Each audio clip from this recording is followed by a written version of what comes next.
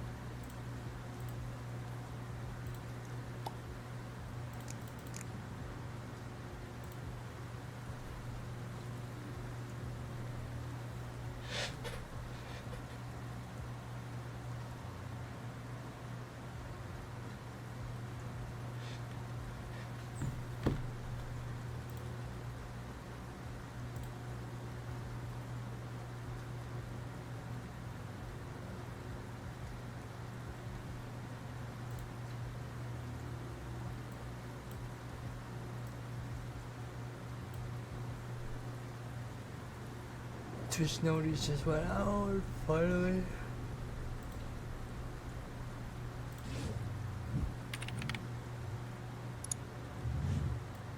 What is up, y'all? Welcome back to a brand new YouTube video. It's Way over there.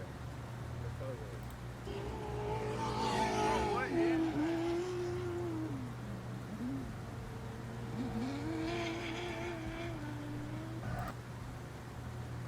I saw the S14, that was cool. I love S14s.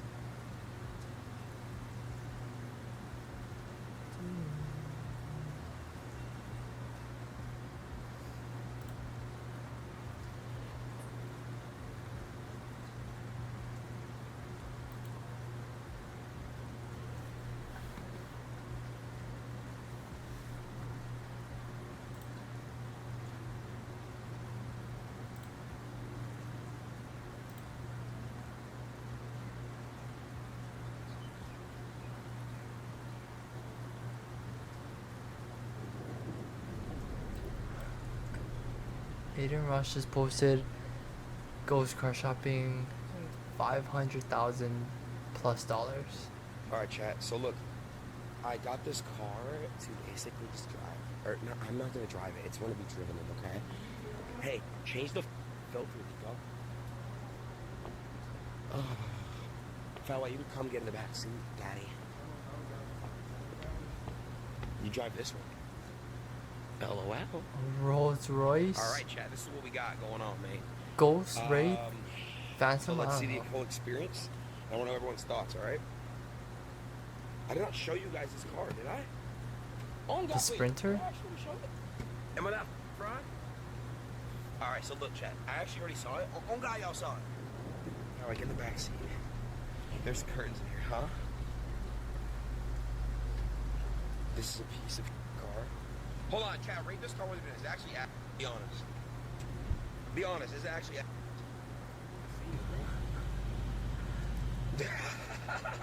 Nico, get on my kid.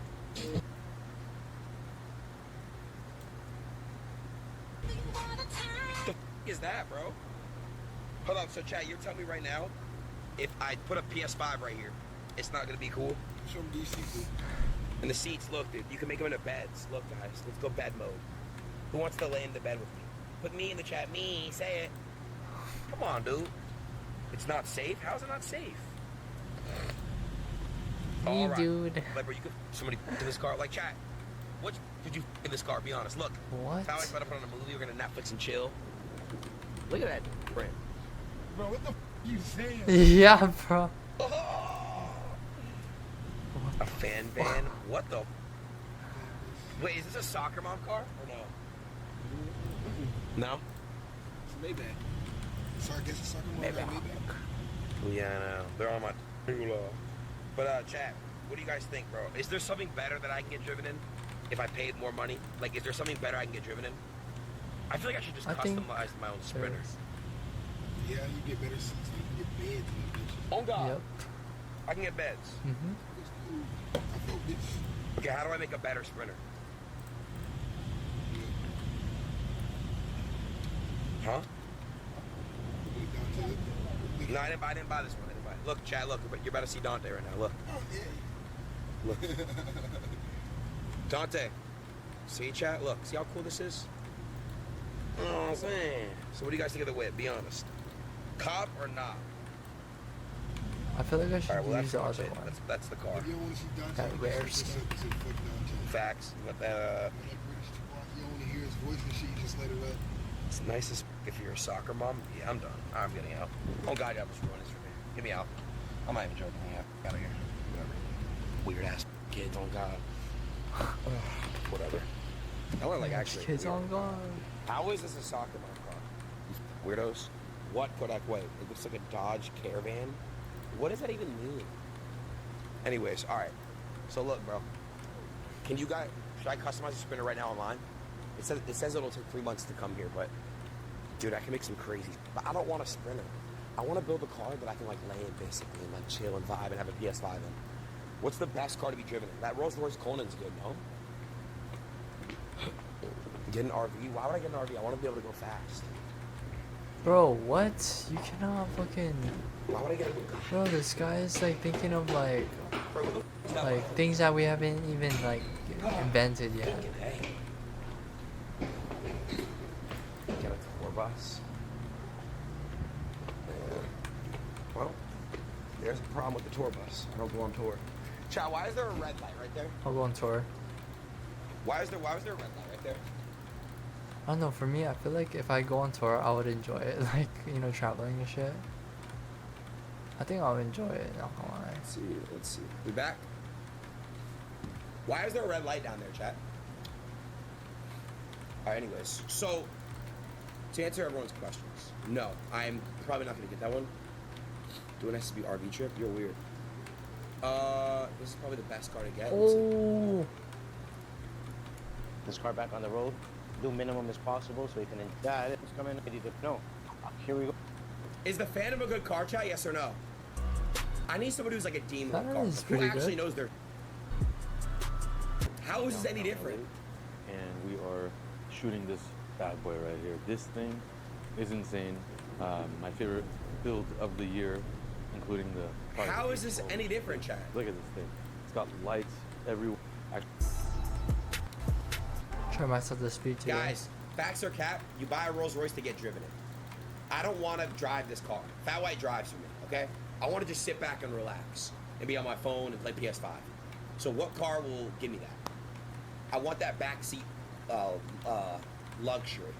So how do I get that? Why are you guys laughing? So basically he's an Uber driver? No.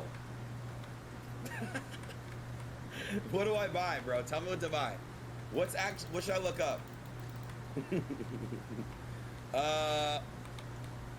Let's see here. Get this, it's so cool. Let me see. Life is going in. Yo, Aiden updates. Do that again on my life. Reports, whatever one you are, do it again. You're getting timed out for a week. All right. Give me another car. Give me another car. Good look at my Maybach. Which one? A Brabus Maybach? Is it actually fire though? Dude, these are so small. I want to be in the back seat, dude.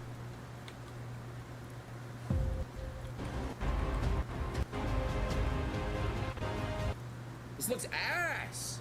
You want a Maybach? Oh, you guys knew more about cars, bro. Oh, get a fucking MK5 This shit looks Supra. ass. Is this actually cool? Just get a fucking Supra, man. 8-cylinder. Got my face. What happened, Jace? What is up, guys? You Right want a behind me is fast car? Mercedes-Benz Maybach, Supra. and this is the most expensive Mercedes-Benz money Nah, can but buy. I feel like Aiden Ross likes like more Other than like the high-end two-tone cars. This looks cheap. Like a i8 There's not much or going some on shit. the outside. That's because this car is all about the inside. To close the moonroof, I just slide my finger. You have pillows in the headrest, quilted leather seats that are heated, ventilated, and massaging, wood, ambient lighting, you have a Man. visor for the sun, a visor for the haters, and your speakers do this. Okay. And you can turn this into a spa. Welcome to Bro. Automatically, and then to shut the door, all I have to do is get in. Bro, this is too low to the ground. No, bro. Guys, please help me, bro. What else? Is my Cullinan... Okay, rate my Cullinan. You guys know my Mansory Cullinan 1 through 10. It's like an 8 for what I could get, right? Oh, it's a 10? Okay. So. How is it a 10? Why is he laughing? It's the best car you have? No, it's not, bro. The Urus is. I'm kidding. I agree. It is the best car for sure. But you guys gotta help me get another car.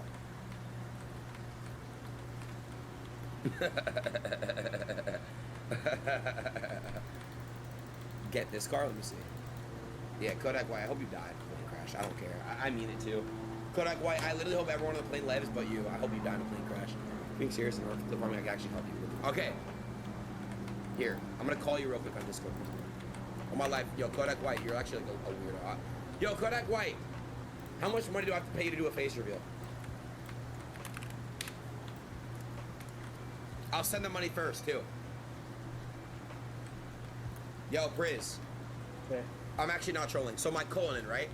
The one thing I don't like about it is I like putting my feet up. Is there a car that I can put my feet up and play? Yeah, that would be like one of the Maybachs or like a Phantom. You could get either of those, but like. So the Phantom has more room in the back seat? Yeah, it has a lot more leg room. Like the Cullinan's probably better to drive, but like to be driven in, a Phantom would probably be best. Or you could even get a Maybach. It just depends on what you want. Since you already have a Rolls Royce, maybe you could get a Maybach. There's something different.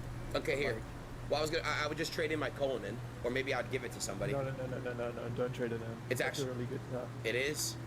Yes, but like you don't even go anywhere. But like if you really want to buy a vehicle like to be driven in, then I would suggest Maybach or Which Maybach? Phantom. Which Maybach or Phantom? If you want something like crazy, you could go for the Virgil. Hold on, everyone's saying get a BMW i7.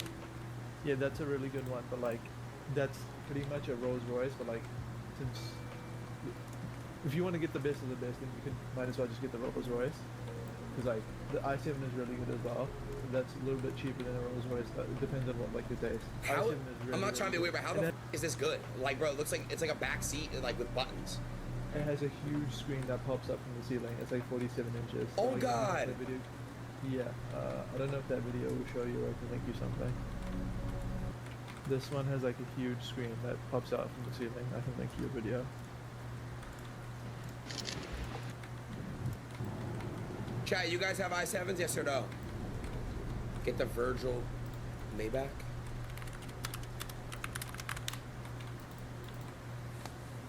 Oh, hold on a second. Wait. The two-tone one is the Virgil Maybach. I just put a video in chat to show you the i7 screen. Why don't they show the back seat? There's pillows in it? Yeah, any of these high-end luxury cars like a Phantom or a Maybach will have like reclining seats and lots of room at the back. Chat, Phantom or Maybach, what's the move? Which one's better? Hold on, let me look at this link you sent. This is the i7 screen that pops out from the ceiling. If you're serious about wanting to play video games and stuff, like you won't get anything better What than the? that. Oh i7 is a nah, really chat. nice car, but the one Oh, thing nah. with the i7, it's electric, so Oh, really? yeah. Okay, this shit's hard though. What the? Wait. So how do you get a PS5 that you have to install on the roof? I don't know the exact requirements, but like I'm sure you could set something up like with an HDMI cable or have something custom made. Oh, nah, they said it goes under. Get a Bentley, dude. No. No, like I don't feel like a Bentley. I'd rather get a Rolls Royce because like it's just better than a Bentley in my opinion. All right, so chat, to be very comfortable and like put my feet up and play video games, how do I do it? They're saying the Rolls Phantom. Royce Phantom. Five. The Rolls Royce Phantom, or you can get the Maybach if you don't want another Rolls Royce. So the Phantom Both has are really good. the Phantom has more backseat room than the Cullinan. Yes, for sure. Okay, but chat, does this car even look cool? Look at that. Yeah, that bro. Look at how hard that one is with the blue interior. Oh yeah, no, That's it is not hard. bad. It is. And then you Chat, have is this even cool? Chat.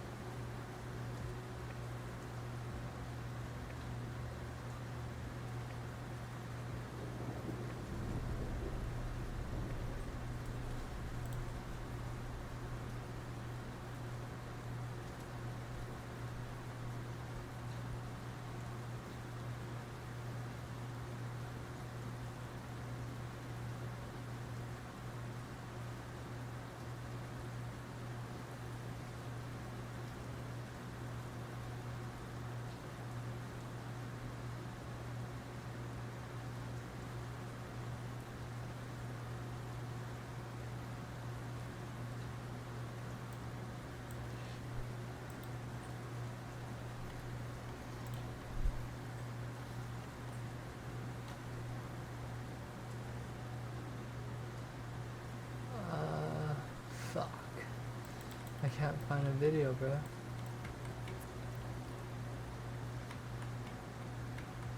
Trying to find a video to watch.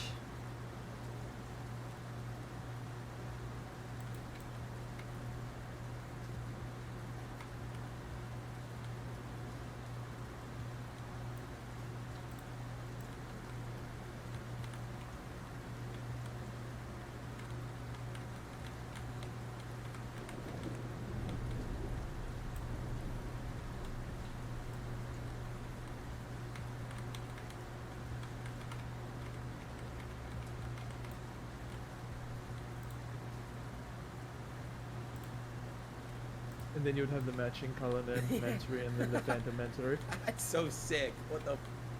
Bro, that's tough. Oh god. Look at how nice the interior is. It has like blind. Yo! If you actually want to get chauffeured around and stuff, there's nothing. Lico said it, bro. Let me see. It's even cooler than that. If you touch this surface right here, it'll show you all the controls you have, and one of them is actually the controls for your beverage dispenser. This is So a you actually have concept car, cups. but like, this will be something in the future. This isn't real. No, it's not real. You Shelf can't right purchase here. it. Check this out. Can All somebody I do make is this for me customly or pull not? it out. These are actually magnet. What? So set it on the surface and push it in place. It locks right in. What? So I already showed you how the seats pivot towards each other Where do I buy this at? to make a love seat, but they're actually Chad, how much would this cost? Who can customly do this for me? made of sustainable materials that are super comfortable, Can't. including It's these not awesome realistic. pillows. It's not real? It's not realistic for like the time being. You won't be able to get this. And the vibe would be Okay, so hold on. If I send you guys money in this chat, you guys can get it done for me. Oh God. complete How without much? a pop-out leg rest. Bro, Yo, you just said it's this not one I'm talking about, this one, At realistic. that point, you can just sit back, relax, and enjoy a video game on your next adventure. What? It's even Oh my God. Wait, where's the? Okay. Can somebody sit in the back seat? I want to see what it looks like. For the Phantom Mansory. Yeah, because it looks like this is the same space as a Cullinan. No, bro. No? There's a lot of leg room because you can like if you're sitting behind the passenger seat, right? You can push the seat all the way forward from the back. Like, lift your Oh. legs up. Yeah.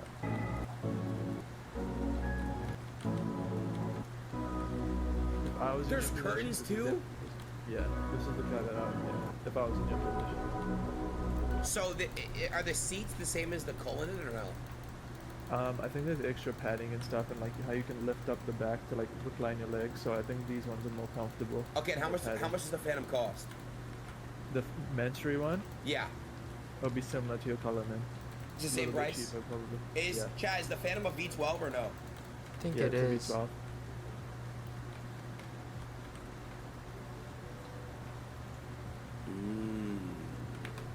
I mean, dude, is it worth getting this car if I already have a Cullinan though?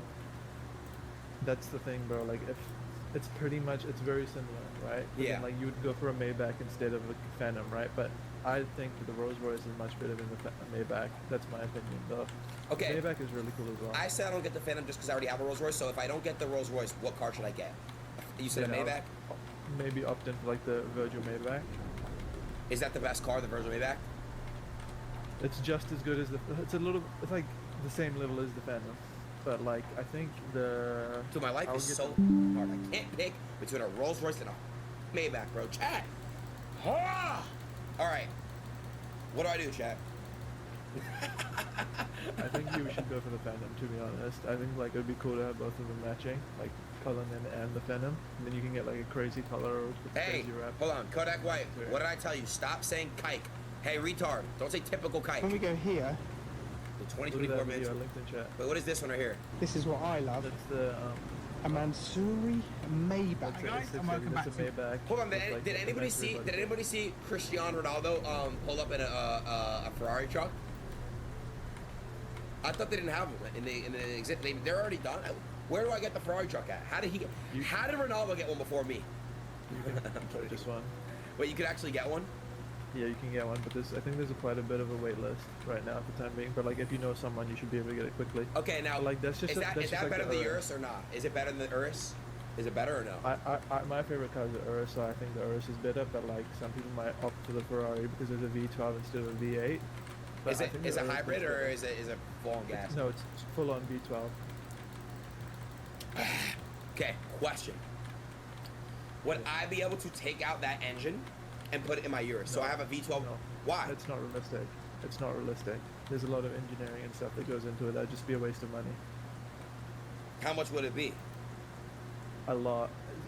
It's gonna be so much money that it doesn't even make sense. Like, it would just be a retarded thing to do. Got it. Okay. So, Ferrari truck. Yeah, Dante, can we call the Sprinter guy right now? I want to actually have him like customize my shit right now. I ain't gonna lie. But I don't want a Sprinter. I want something that's like the size of like this, and it just has a bed in it, and I can just kick my feet up and relax and watch TV or play video games. I don't want to get a bulletproof car. I don't need it. You know? Wait, this comes with a grenade? What the? It's grenade resistant. I don't think I need a Sprinter because I like to go fast. Like, Fat White cuts up with that V12 engine, that Rolls Royce, you know?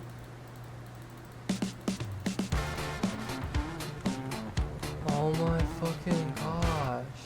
Yeah. If you want to go fast, then like obviously you want to get a big full-size truck. The Sprinter is if you're going to be carrying like a lot of people with you. You know what I mean? No, I don't have Like, any if you're- friends, so it'd be just better if it's just me, you know? Yeah. So then I don't really see the point of a Sprinter. Yeah. Chat. I mean, look,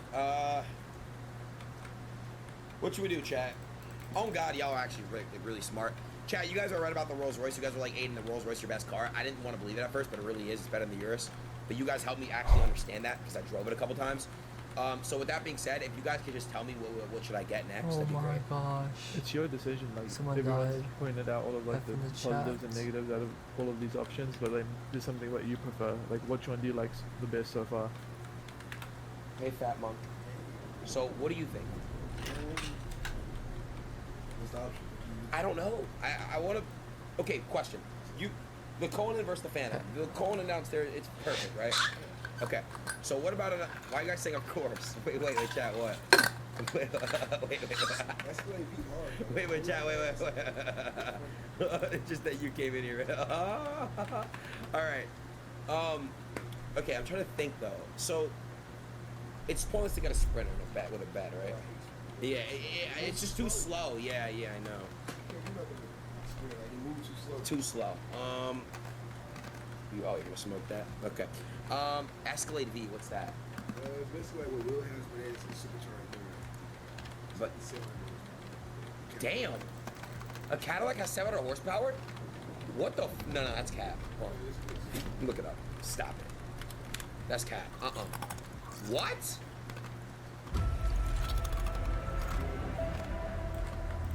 Wait, is it bulletproof? Is it a Like, you V8? already have the Cullinan, so this doesn't make sense to me. Like, why you would get this when you already have something better? Because the Cullinan is definitely better than this. Whoa, this is hard. Whoa. Okay, this is it. This is what I want. Thank you. Oh my God. This is hard. This is... Who just sent me this? How did... Wow. But how is it I'll this... go to the tea what? room after then. How is this that whole back seat? But how does it even fit in? It ain't extended. I knew you was gonna like make sure you say something. I had sick experience. But no, how do they do this? No, Chad, but it's the same as the one that Will drives, no? It's extended. What? This is what the back seat looks like, Chad? I don't have to DM that page. There's no trunk. Yes, there is a trunk. Oh, there's definitely not a trunk. You're right. They took the trunk out. Now the I tea mean, do room? you really even need a trunk in a car? Jake Future, could you drive me around? Be honest. How much do you need a month to be my driver, Jake? Jake, but you gotta be good. Jake, you can't be sloppy, okay? How much? What? The link? Pin it. Okay, this is hard, bro. And you're telling me this has a 700 horsepower? The V8? That one is What's the engine on this, chat? not. She's A V8? Where's that? Oh, this is them? Wait, this is them? No, it's a supercharged V8. What? Look at the back seats, bro. This is the one I mean. This is the one. You get two... Yeah, no, this is it. Oh, no, this is definitely it. How much is this, chat? Come on, chat. This is dope. Guys, come on. This is the one, bro. Look how sick this is, bro. It's a V8 too. Oh, my. Come on, dude. It's not a concept. Stop. This is real. This is dope, bro. And it, oh my. And they can bulletproof it, look. Wow. And you can bulletproof it. Well, this is how you go, man. There's a PS5 that comes in already. Okay, how do I? Let me hit this guy up. What? His name's Lex. Lex and motor cars. Lex, Anti Motor. Lex, Animato. Okay, got it. Oh, Drake calls them too. Hey, can I get a car from you guys? How much do they cost, chat? Call them on stream? Alright, hold on. Fireplace in your car too? What? Yo, chat, come on, bro. Chat, this one got a fireplace in the car. Oh, no, this is the guy. This is definitely it. Oh, no. How long would it take for me to make a custom one, chat? How long would it take? I'd go with the black interior. You can have a kitchen in your car. Oh, that's a spreader. No. Like a month? How do you bulletproof a car, though? This is so sick to me. I would want like a 2-seater, but it could be a 4-seater like that. So like if there's a setting I push a button, it goes down to a full bed. But if let's say I have like two of my friends want to be in the back seat, push the button, they come up as seats. So chat, how much am I paying a month? Or not a month. How much am I paying bulletproof and like basically like this? What am I paying for that? And a V8 twin turbo. But I'm saying you can get stars too. But hold on, how is it 500?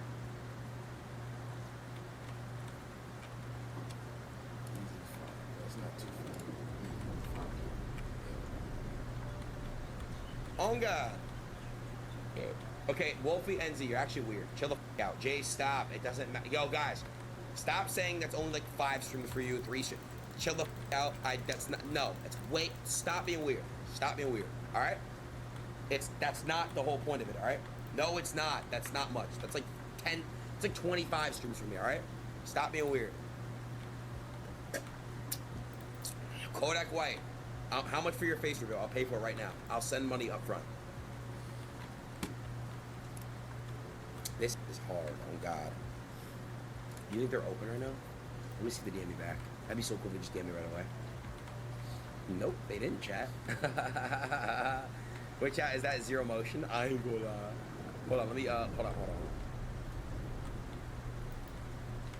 Oh yeah, they're closed. Call the number, they're closed, dummy. That's it, but damn, this is hard. Oh God. They already DM Kai back. Look how weird you are. 50K first? No, Kodak White, no. I'll send 5K up front first, and then I'll send the other 5 after. Deal? 10K to show your face.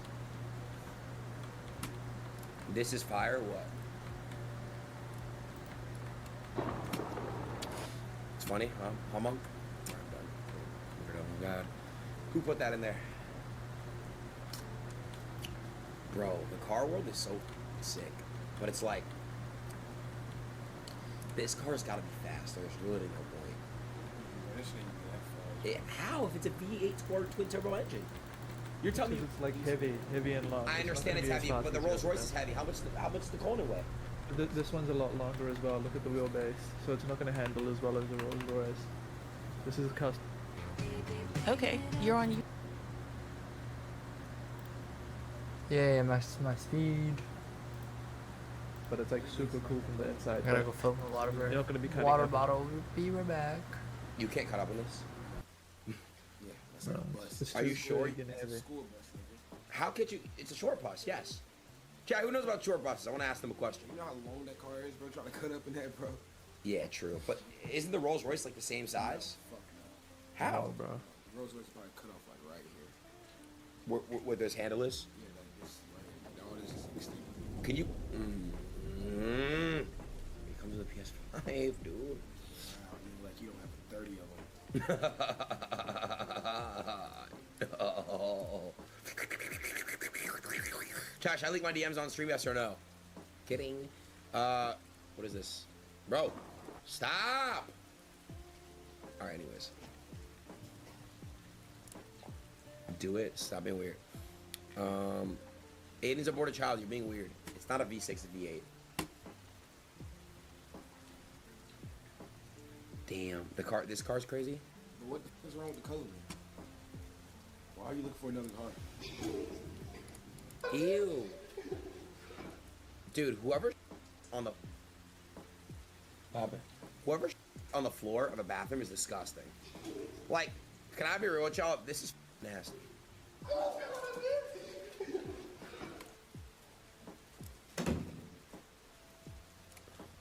Make sure there's nothing crazy on here.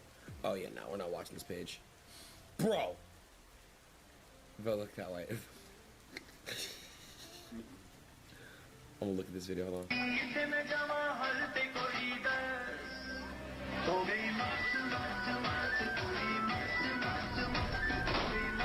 Oh my god, alright. Yeah, fuck Why that. are you watching that, bro? They're so addicting to watch, I don't care. Like, chat, call me crazy, I don't care. They're so addicting to watch. Alright. No, I'm not showing you that. No. Damn. Alright, well. It's a bulletproof Escalade V right here. Escalade V, are they, can you cut up in that? Yeah, it's like a regular Escalade. Sounds like my Urus. Bulletproof. Send me that video. Dude, it sounds like my Urus. Is the Escalade V a V8? Dude, it sounds like my Urus. It's a V8. Put the link in. Wait, this car, let me see, Blurry. You got me the first one on lock. Alright, bet, Blur, I got some for you on my life. Bro, nah, Blur, it's cool. I swear to God, I got some for you on God.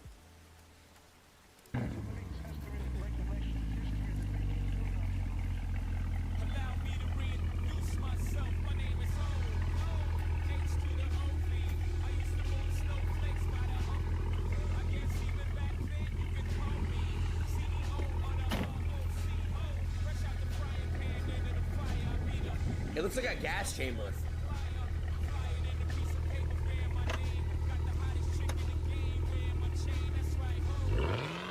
Okay, that engine is what exhaust is literally? No, that's stock. That's literally stock. That is not stock. Stop. That's stock right That there. is stock.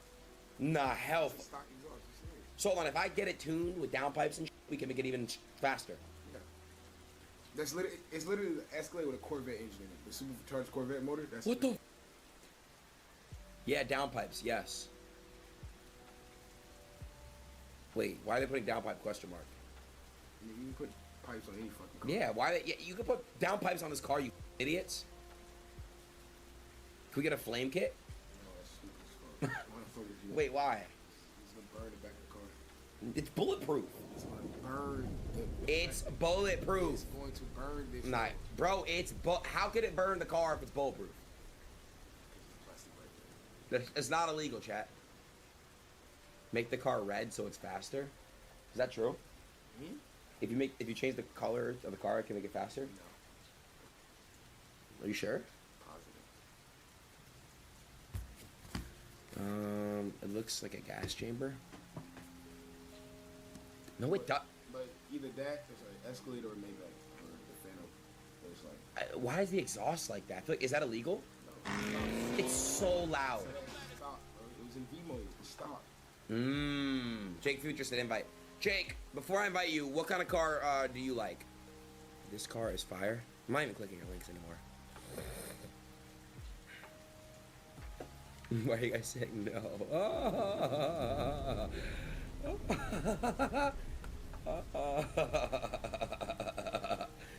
Jake, what kind of whip do you drive? And be honest. My boy Jake. See, Jake is famous now. You probably got to drive around some bulletproof shit. Yo. Oh my god. So I want to know is how do they time it to where it's exactly like this? No, we're gonna break this down. No, hold up. Who linked this? Kodak White, it's not funny on my life. I'm gonna really beat the out of you. Kodak White, I'm gonna find out where you live and send dog to your house. Hold on a second.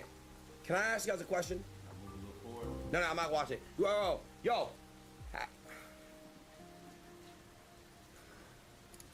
How did y'all?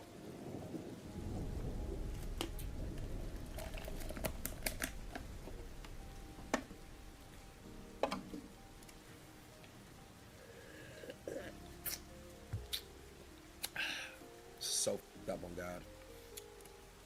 Oh.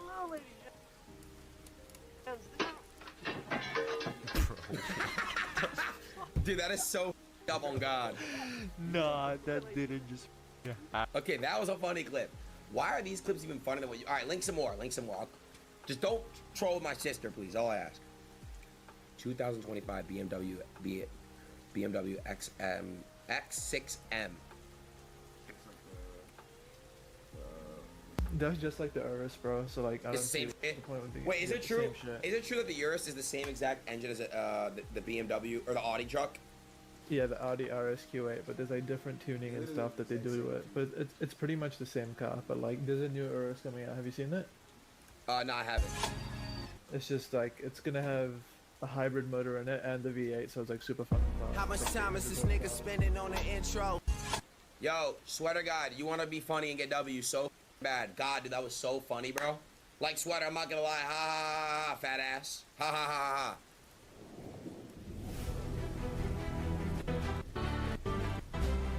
This is a limousine, bro. Out of here. No, just get him. Longer than a black guy's dick. Like, look how long this is. Holy. And these seats look like they're built in like 1948. Oh no. But you can't tell me it's not hard, bro. That's the Maybach Virgil one. It's the same model, Wait, how many Maybach Virgils are there in the world?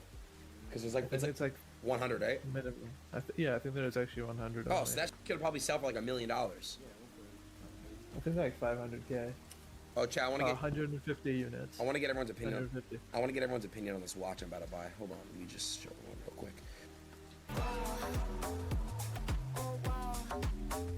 It's like wow, yeah. Future looks like wow, oh wow,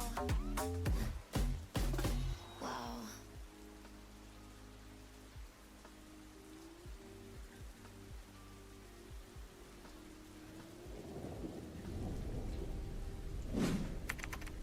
B-Lou and Zias are in the same room with me again. What the What? You lose, yes? flashbang? Yo, why every time you go to LA, like, just straight, like so much happens so fast? Yo. When was the last time we were all in a room together? Are you gonna strangle me with your snake? AC3000, nigga, what's Yo, up with it? Yo, I got a question for B-Lou. He can hear you. Yo, B-Lou. What's up with it? Why every time I get a notification for you, Huh? and I watch your why every time I watch your streams, you're not there, buddy? Ah, hey,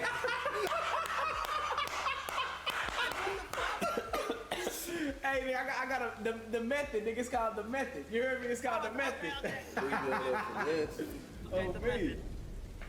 The method. Hold on a second. Hold on a second, guys. Like, you gotta turn all these lights back on, don't you? So go ahead, say it, B-Lou. What? Say the magic words. Lights on. Lights on. Oh, hold on, B-Lou. Hold on. Let me go to this. I wanna thing. make some tea. Say it again. Lights on. Yeah, you see that? You see that? B-Lou, get that black chair right there. Oh, I like your bags, Zeke. Are these both your bags? Yeah.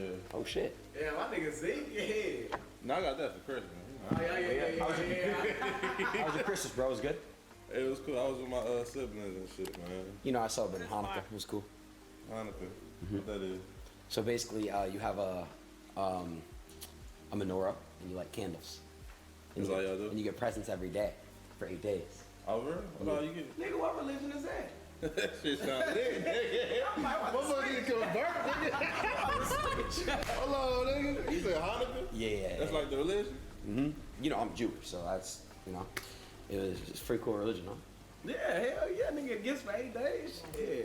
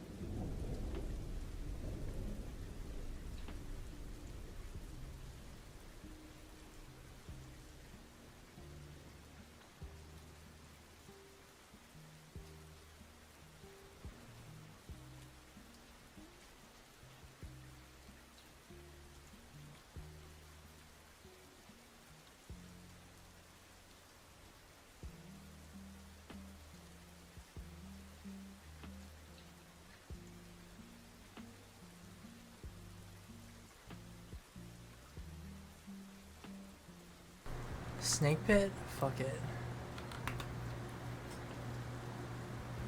Get some extra speed for my character.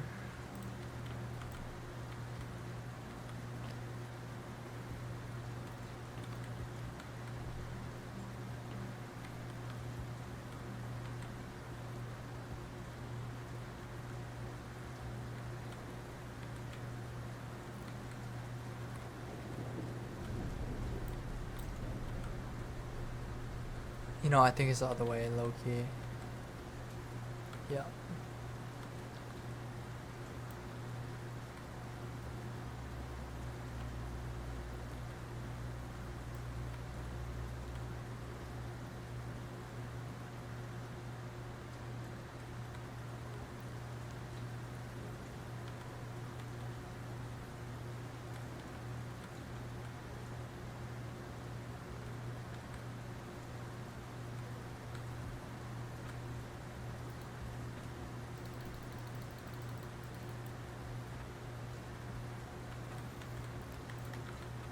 Oh yeah, that's right. Maxed it.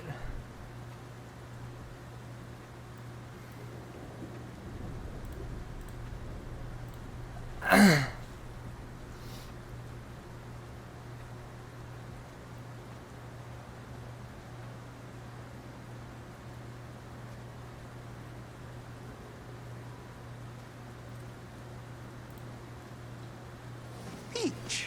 Lemon. Nah.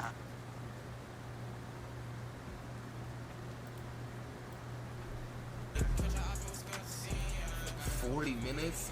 Oh my God! Not Take 40 months. Dude, if I would've felt like I felt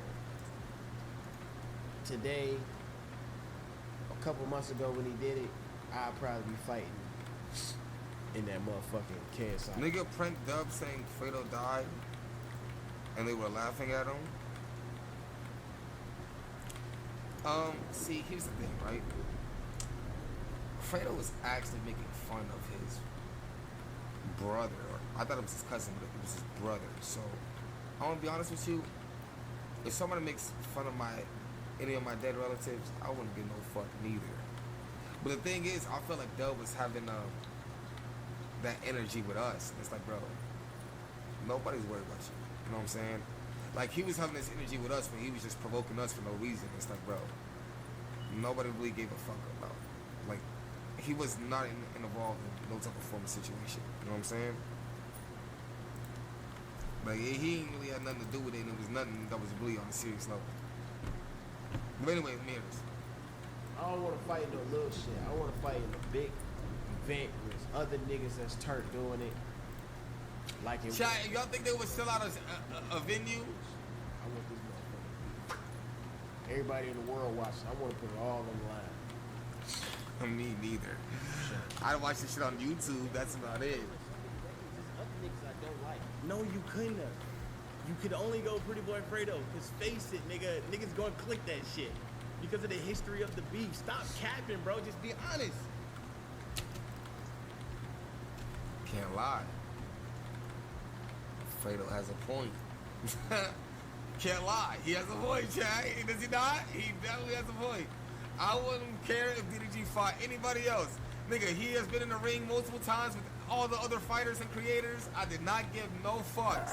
The only thing niggas would have seen is DDG and... Oh, yeah, it's Illuminati. Yeah, of course. That's about it. Just be honest, bro. Just be honest. A little bit of YouTube money. It's the end of the year. I know my nigga Fredo is scraping a few more dollars. Let's get this money real quick for him. 24 hours left. See, I ain't gonna lie. Why he be shitting on make niggas? some money, come join my stream. You wanna come make some money, come join my stream. Trying to put some money. Come join my stream, bro. Let's make some money. Come join my stream. Come on.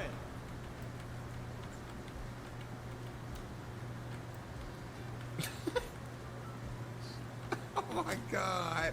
Why is he doing this, Chad? Oh my God.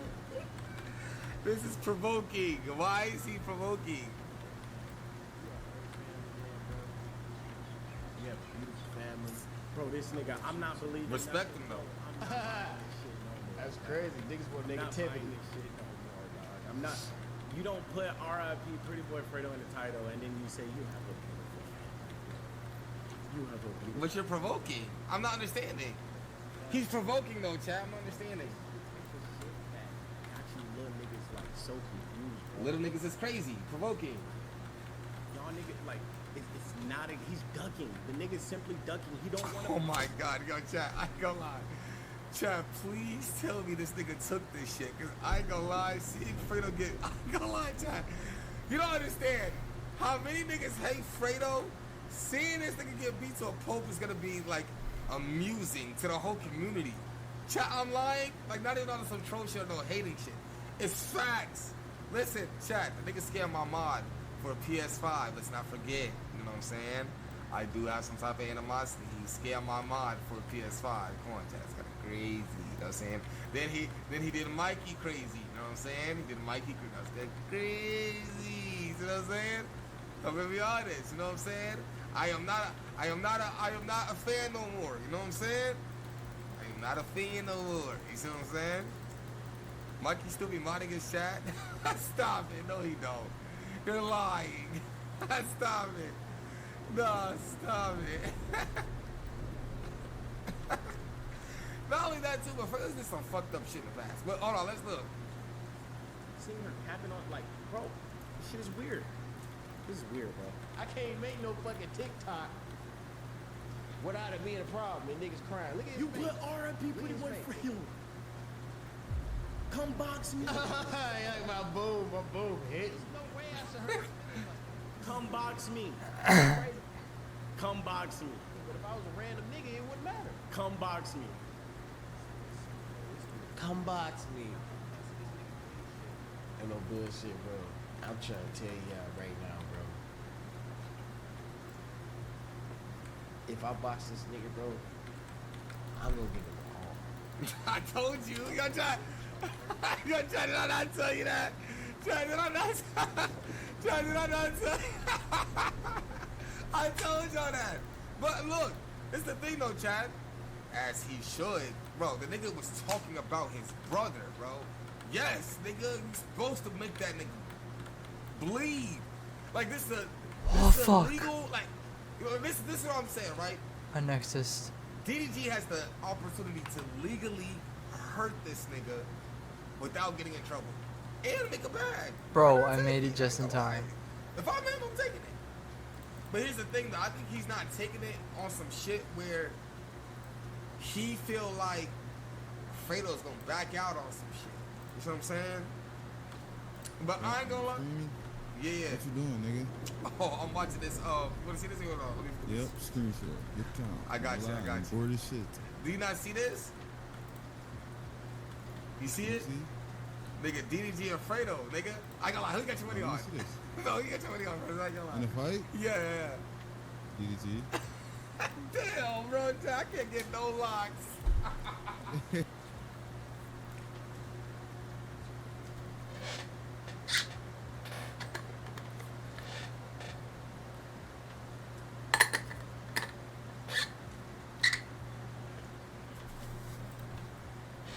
From crazy expensive toilets to owning your own planet, these are stupidly expensive things rappers own.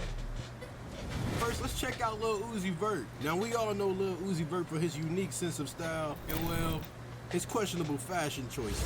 But did you know he took it to a whole new level? He implanted a pink diamond right into the middle of his forehead. Nah, that's crazy. Talk about taking shining to a whole new level. I'm just waiting for him to launch his own planet soon. Uzi isn't just satisfied with owning jewelry. He wants to own his own planet someday. A whole planet. Move over, Elon Musk. Lil Uzi Vert is about to become the galaxy's biggest baller. The planet Lil Uzi is looking to own is called the WASP 127b. It is 1.3 times the size of Jupiter. Let's just say, if Lil Uzi buy this, that'll be an out-of-this-world purchase. I think it's made But of when you metal thought Lil Uzi and purchases water. couldn't get more crazy, here we have Lil Uzi Vert's chain that features the face of Marilyn Manson. Marilyn Manson is a rock star from the 90s, and which Lil Uzi looks up to.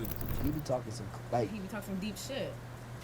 You know how Some like Jay-Z demonic and Biggie shit. really be talking, and J. Cole talk deep shit? Yeah. He talk deeper shit, like he really does, and like definitely fashion. It's a lot of stuff, like you could tell, like you could just tell, like there was a lot of Rick Owens and stuff going on with Marilyn Manson Rick early. Owens. Like you just know, like he just definitely fashion inclined, so I definitely get a lot of style from him. Just, I don't know. And I watch his interviews, and he's like one of the smartest people. Like he's like one of the smartest people like on earth, in my opinion. He's smart, and it looks different, and it sounds different. It looks evil, but Yeah, a lot of it people looks used to say it the looks devil evil. worshiper and all Exactly, and it looks evil, but he's just the reason it looks so off the wall, because he's all the way inclined with himself. I guess buying a souvenir t-shirt just wasn't enough. He had to go all out with a $250,000 chain. That's one way to show your love for somebody. Moving on, we have Lil Baby. Lil Baby is an Atlanta rapper who is most known for his melodic sound and don't give a care attitude. But in this purchase, he decided to take dice to an entirely different level. Now we all know Lil Baby is known for playing dice on IG Live with his fans. Go, knock your head off, Sid. Knock your head off, Sid. Knock your head off, Sid. Knock your head off, Sid. Yeah, knock your head off, Sid. Knock your head off. Knock your head off. Knock your head. This time, Lil Baby said forget regular dice, and he went out and bought the world's most expensive dice, covered in BBS diamonds. Damn, I know his game nights are on a whole new level of luxury. Let's just hope those dice bring luck, because if he lose them, he's gonna need it. And now let's talk about Polo G. Now in the year 2023, pretty much all of the world have an iPhone, but Polo G took it to a whole new height. He decided to cop an iced out iPhone chain. You heard it right. An actual iPhone turned into a chain, covered in diamonds. I'm not gonna lie, it actually looks tough. I know Siri is impressed. Subscribe to Microphony. Now this next rapper is known to do everything first, Soulja Boy. He's always been known for his innovative ideas, but this time he outdid himself. Soulja Boy was not satisfied with just any old chain. Dated back to 13 years ago, he's got a remote control Lamborghini chain, covered in black diamonds. He's got a mini Lambo that he can control from his neck.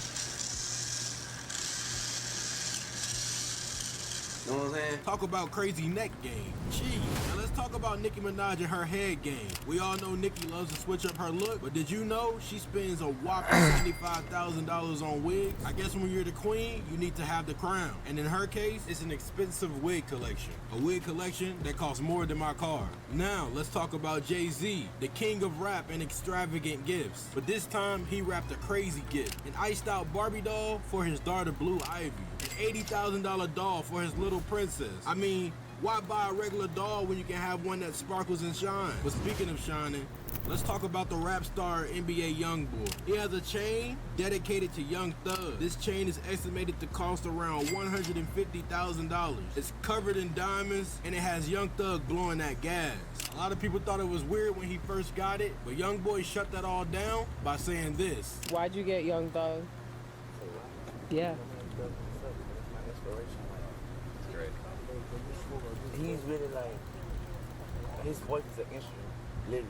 His voice is like a real like instrument. Now that's one way to show someone you love them. Young Thug must be feeling really honored right now.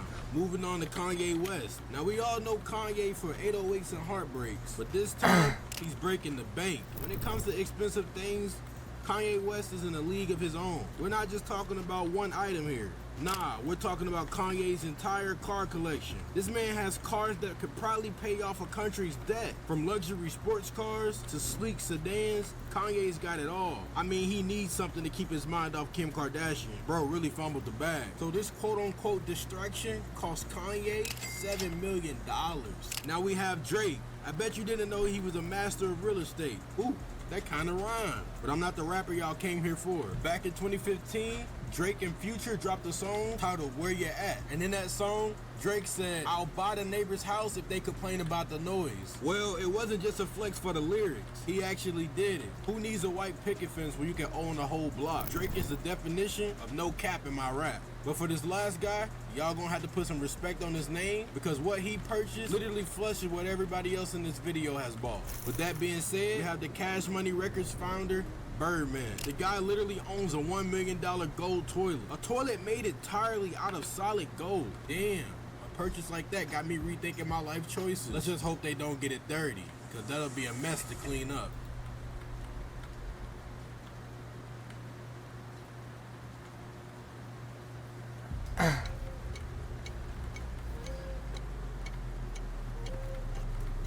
Becoming a rapper is one of the most glorified careers in today's day and age. After all, who wouldn't want money, cars, flashy jewelry, access to all the women in the world, and millions of people idolizing you? But what if I told you that was all a lie? Because beneath it all lies something far darker that most fans are unaware of due to it being kept a secret by the industry and those who are in it. However, on some rare occasions, the curtains are lifted, and for a short period, fans get a glimpse of what being a rapper in the industry is really like. And the rappers that expose it get some pretty serious consequences, leading to the question, what's being hidden, why, and what happened to the rappers who exposed it? I'm Rashad Bashir, and this is Rappers Who Exposed the Industry and Got Blackballed. The first artist who exposed the industry and was then blackballed is none other than NBA Youngboy. But before we talk about how he was blackballed, how did he gain any footing in the industry in the first place? NBA Youngboy popped onto the scene in 2015 with his first mixtape, Life Before Fame, and a couple of others like AI Youngboy. A couple years later, in 2018, Youngboy's career skyrocketed after he released his hit, Outside Today. From there, Youngboy went on a rampage in the music industry and became one of the most successful rappers of the decade. Around that time, Youngboy was a classic industry rapper. He was often seen with rappers like 21 Savage, Young Thug, Trippie Redd, Rod Wave, Kevin Gates, Gucci Mane, Lil Baby, Lil Yachty, even Lil Pump, and he was even close friends with some. But fast forward to 2024, and Youngboy is no longer associated with a single one of those names, not even a bit. And instead, he decided to expose the industry that they all participate in. In an interview where he shared some evil secrets, he explained that at this point, he only cared about money. Nothing like his own opinion. You said that your music, like, in terms of getting paid, it's like the biggest thing on the art. The interviewer was kind of shocked, so he asked why. It's art, right? Youngboy responded,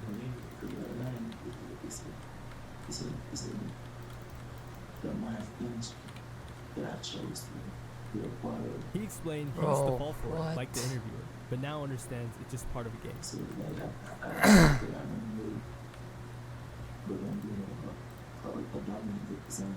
He then explained he was aware that he was just a pawn, and his time would pass just like the ones before.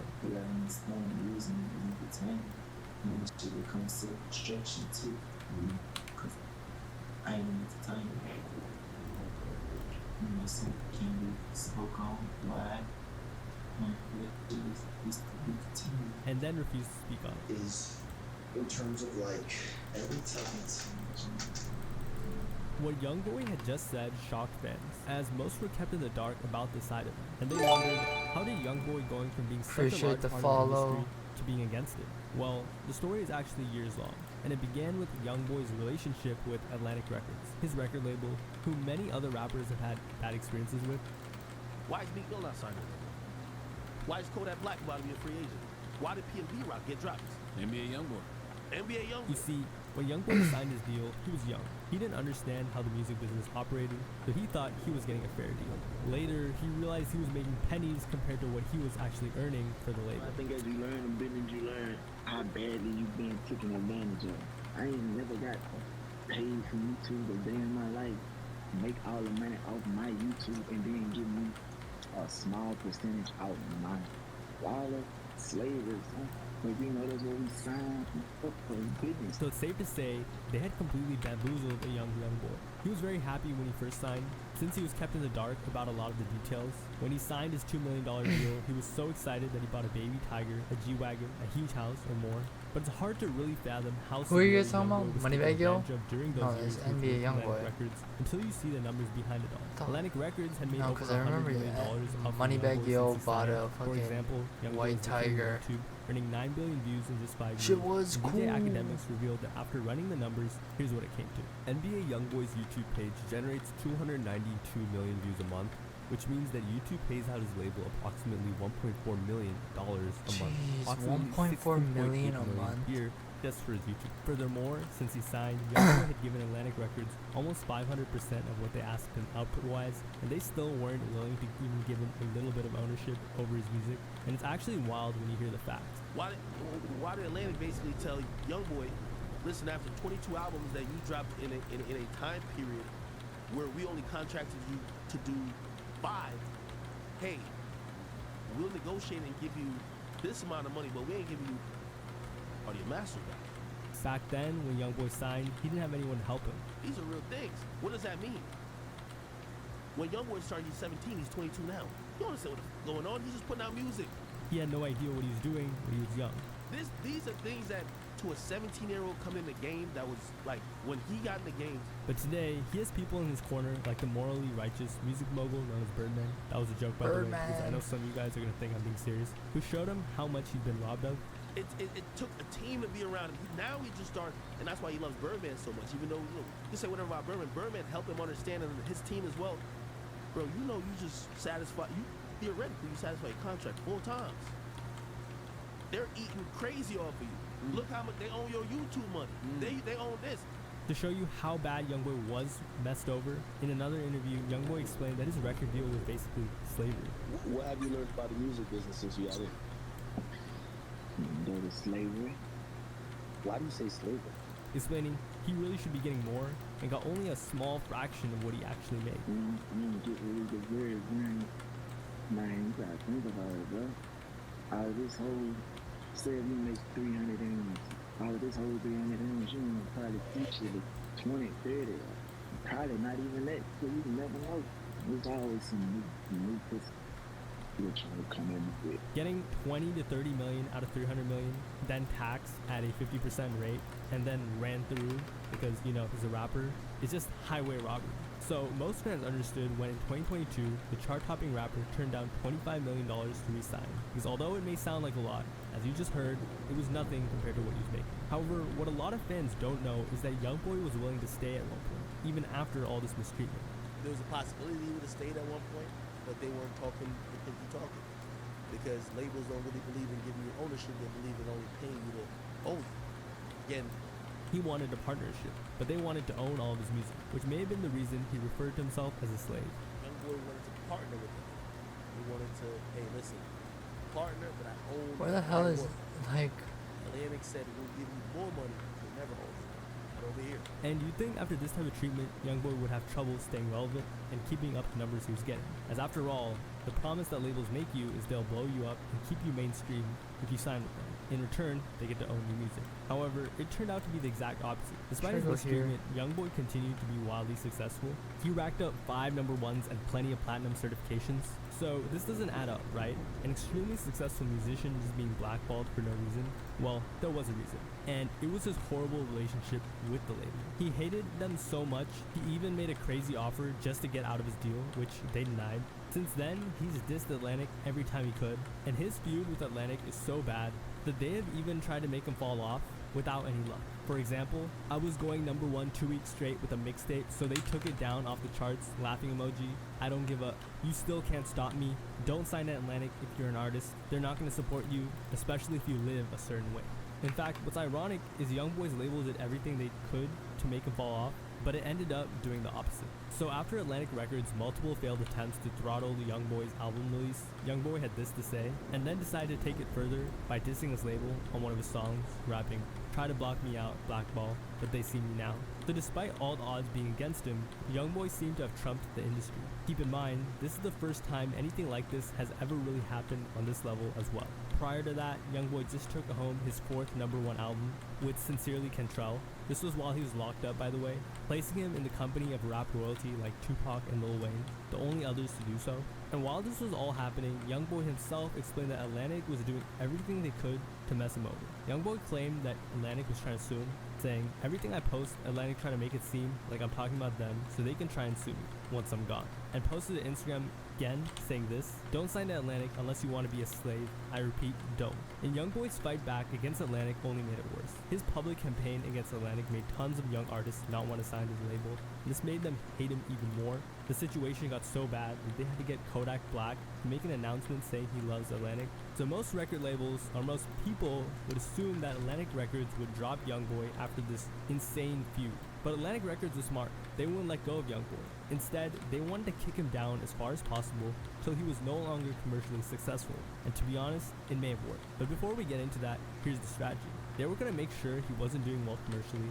If we're Atlantic Records, it makes no sense that we spend and we exhaust every option to send him off the label with a bang, knowing we already control all of his masters. We own it.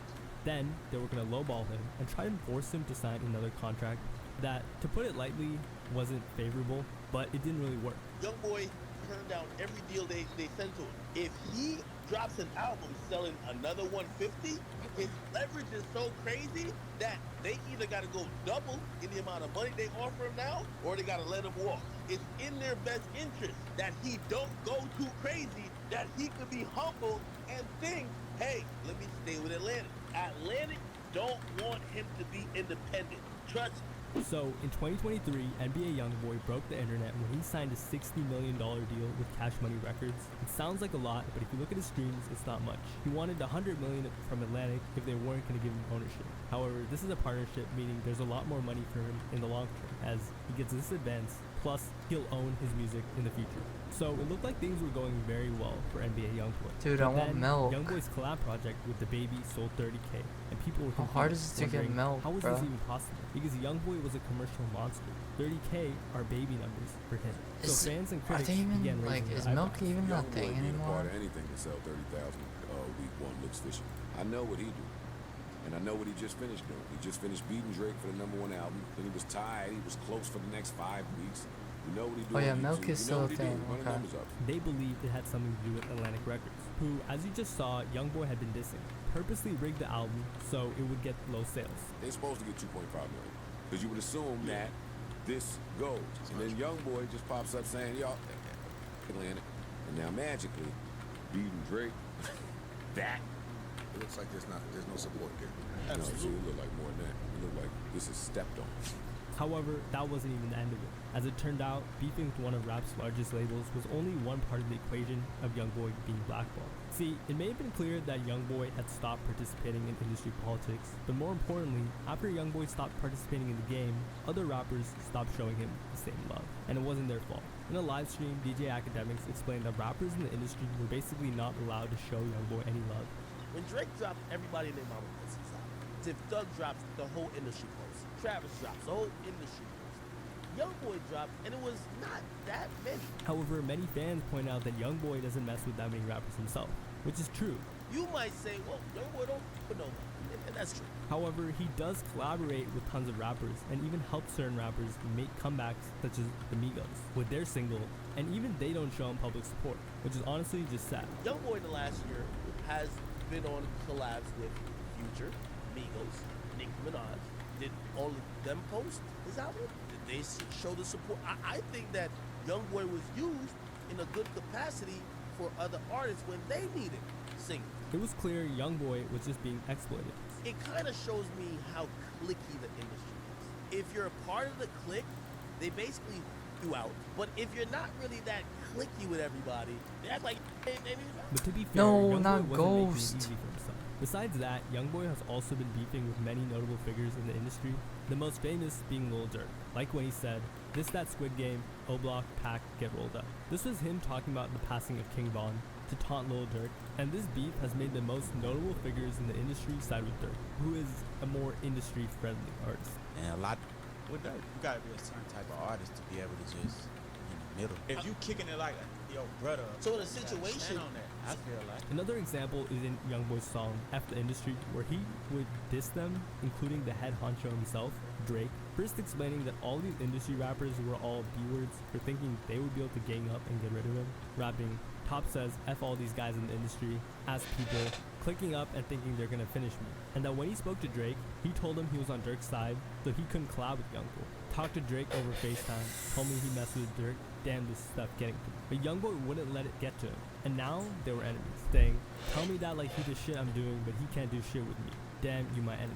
By the way, YoungBoy and Drake have a collaboration from 2021 that hasn't come out, but he didn't just diss Drake and Dirk. He also dissed Lil Baby, Gucci Mane, 21 Savage, India Rail, and now even I dissed Apple Music for promoting wonder his ops. The song went up if on I YouTube could and went fall crazy almost immediately. See, most into artists the in sky. YoungBoy's position would be Do thrown to the you curb, think but despite time all odds, YoungBoy was still will on top pass and me continued by? to defeat the industry. For You example, in know 2023, he I collaborated with walk Lil Nas X, 1,000 who actually reached out to him miles so I first, can and rappers like just Tyler, the Creator, have shown him immense see support. you Sending love to NBA YoungBoy. man. tonight.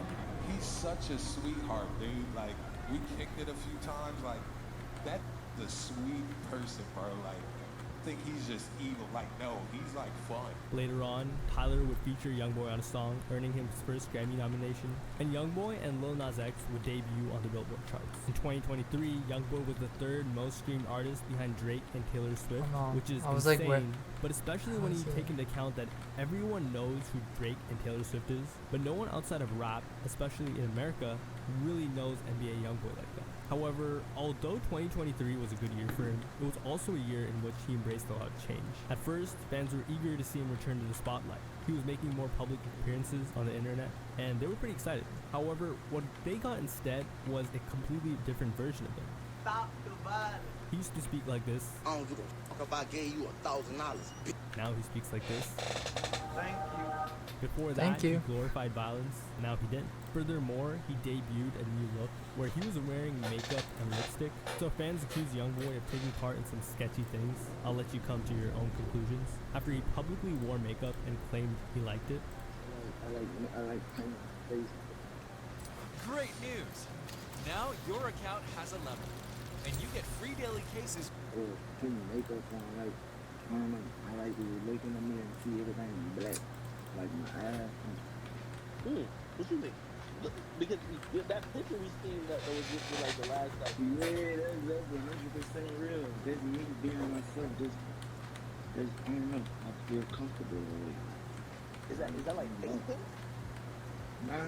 Bro, where the hell is the egg farm? Coming from the gravedigger himself, this was pretty shocking. So it made sense that fans were really confused, and they began to think that they were witnessing the fall of NBA Youngboy.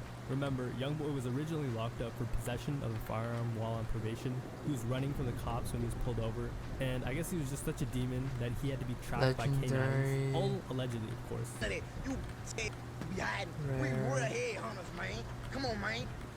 Open their mouth. Came to what it was, man. Because mine is a legendary, with his though. new soft-spoken voice and new look, his fans had a hard time think I recognizing confused him. But it two turned out legendaries together, yeah? Youngboy actually had a pretty valid reason for a switch-up. He explained that once again, it was due to the industry that had forced him or rewarded him for such behavior. And after a lot of reflection, Youngboy explained that he was trying to right his wrongs, as he had been far too much of a negative influence. If I on max youth. out He everything, explained that from then the I'll age buy of the 16, he was what given do you call millions it? of dollars from the industry. The At egg. the time, he didn't realize how they had trapped him. For and when better, he did, what do you call it, it was pet. too late. In that interview, he reflected on his life quite a bit and said he realized that he had had an incredibly negative influence on the youth, which he visibly regretted. Look at the bit I spoke about. Look at the shit I put in these people's ears. Man, I feel very wrong about a lot of things. How many lives I actually am responsible for when it comes to my music? How many kids and people have gotten caught or put this shit in their ears and actually hurt something? And now I'm sitting back like, He explained that it changed the way he thought of music completely, and that he was becoming a Mormon, getting married, which is pretty wild considering the fact that he already fathered 11 kids with multiple wives.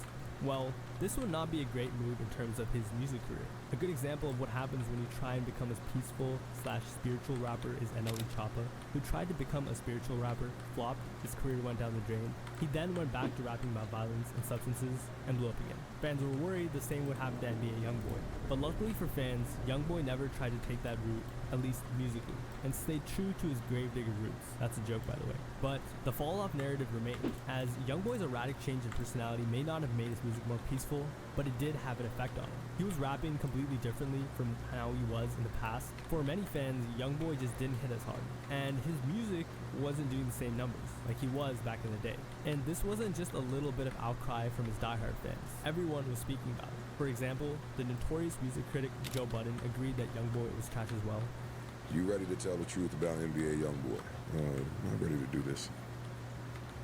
What's the truth? And trash. He's horrible. He is horrible. He is horrible. He is really, really, really, really, really bad. As a rapper or a person? I don't know him as a person. Oh. I'm only speaking about music. He then explained that he believed Youngboy was never actually doing that well, and that the label had manufactured his career artificially. He's really, really, really bad. And that thing happened with him where when he was out, the label pushed a button and did some YouTube so then all the little kids had to just come to the gathering and tell you about NBA Youngboy views and how great he is and how awesome he is and how amazing he's doing. Joe Budden instead he'd seen enough and Youngboy had fallen off. Now that the label's backed up a bit, and now that we done had about 3 or 4 projects while he's been in Utah on house arrest. Afterwards, his co-host gave him a bunch of reasons for why Youngboy may have been rapping the way he said. Button just said, I don't care. Like, there's nothing y'all can say this go. Like, it's bad. and as bad as his takes are sometimes, although I don't agree with this one, it is a very accurate representation of how the regular listener thinks of Youngboy. So at this point, fans began to believe that the reign of terror NBA Youngboy had in the music industry might just be over. But in my opinion, it's not. He's almost too big to fail, and every attempt to bring him down has made him more popular. It's actually crazy. However, I would add that Youngboy has to be careful, because it would be a shame to see him fall the same way he came up, like many before him have. And as you saw so far in the video, almost did as well. The second rapper on this list is YK Osiris. Today, no one really pays much attention to YK. However, what if I told you that may be on purpose? But let's take it all the way back. Back in the day, YK just had a major hit, Worth It, peaking at number 48 on Billboard, and was all over TikTok. On top of that, he was friends with Drake and Lil Baby, who were both at the top of the industry. I mean, Drake still is. He had a lot of potential, and honestly, could have been one of the largest R&B/hip-hop artists in a long time. But instead of putting his head down and grinding, he made some questionable moves against the music industry. YK Smash Hit Worth It came out in 2019, and for a little bit he rode the smash hit's popularity. And then, all of a sudden, things got very, very, very bad, or weird I should say, because YK would go on a spree of social media posts where he exposed the truth about the industry, which is very odd coming from an artist that had just had the success YK had due to the industry. YK would go on Instagram Live speaking about how the music industry was evil, and the only reason he even wanted to be in it was because he was inspired by the king of pop, Michael Jackson, who ironically spoke about how the music industry is evil too, but that's for another video. YK then explained that he sold his soul, meaning he was no longer his own person, and he was told how to dress, think, and make music. This industry is not what you think it is. Don't let these people fool you, man. According to him, everything rappers were portraying on social media was false. I'm gonna give y'all a little background with me, man. Like, my life is not perfect, man. Don't think because I'm on Instagram showing this, showing that, I don't got a perfect life either. And I want you to understand that just because all these rappers show all this money and show all this fame, don't think their life is good. It's not. Many of their lifestyles were actually fake, including his. These people are always faking and let you know that this is not what y'all want. Do something that's low-key. Do something that can help you out other than being a target or a flashy. And it was not something he was proud of. Because God can take this away from you real quick, and it's not a blessing from God. And I tell people that 24/7, this is the devil's game. It is not. This is not no God's game. According to him, it was all a trick set up by higher-ups in the industry to make fans glorify their favorite rappers. This right here is for you to look up to me. This right here for you to look up to me. This right here is for you to look up to me. If I don't wear this, you don't look up to me. If rappers don't do what they do, you won't look up to them. And that some of the people watching his live were next to be fooled and fall into the trap. If these people know who they are, you won't look up to them. You won't want to be like them.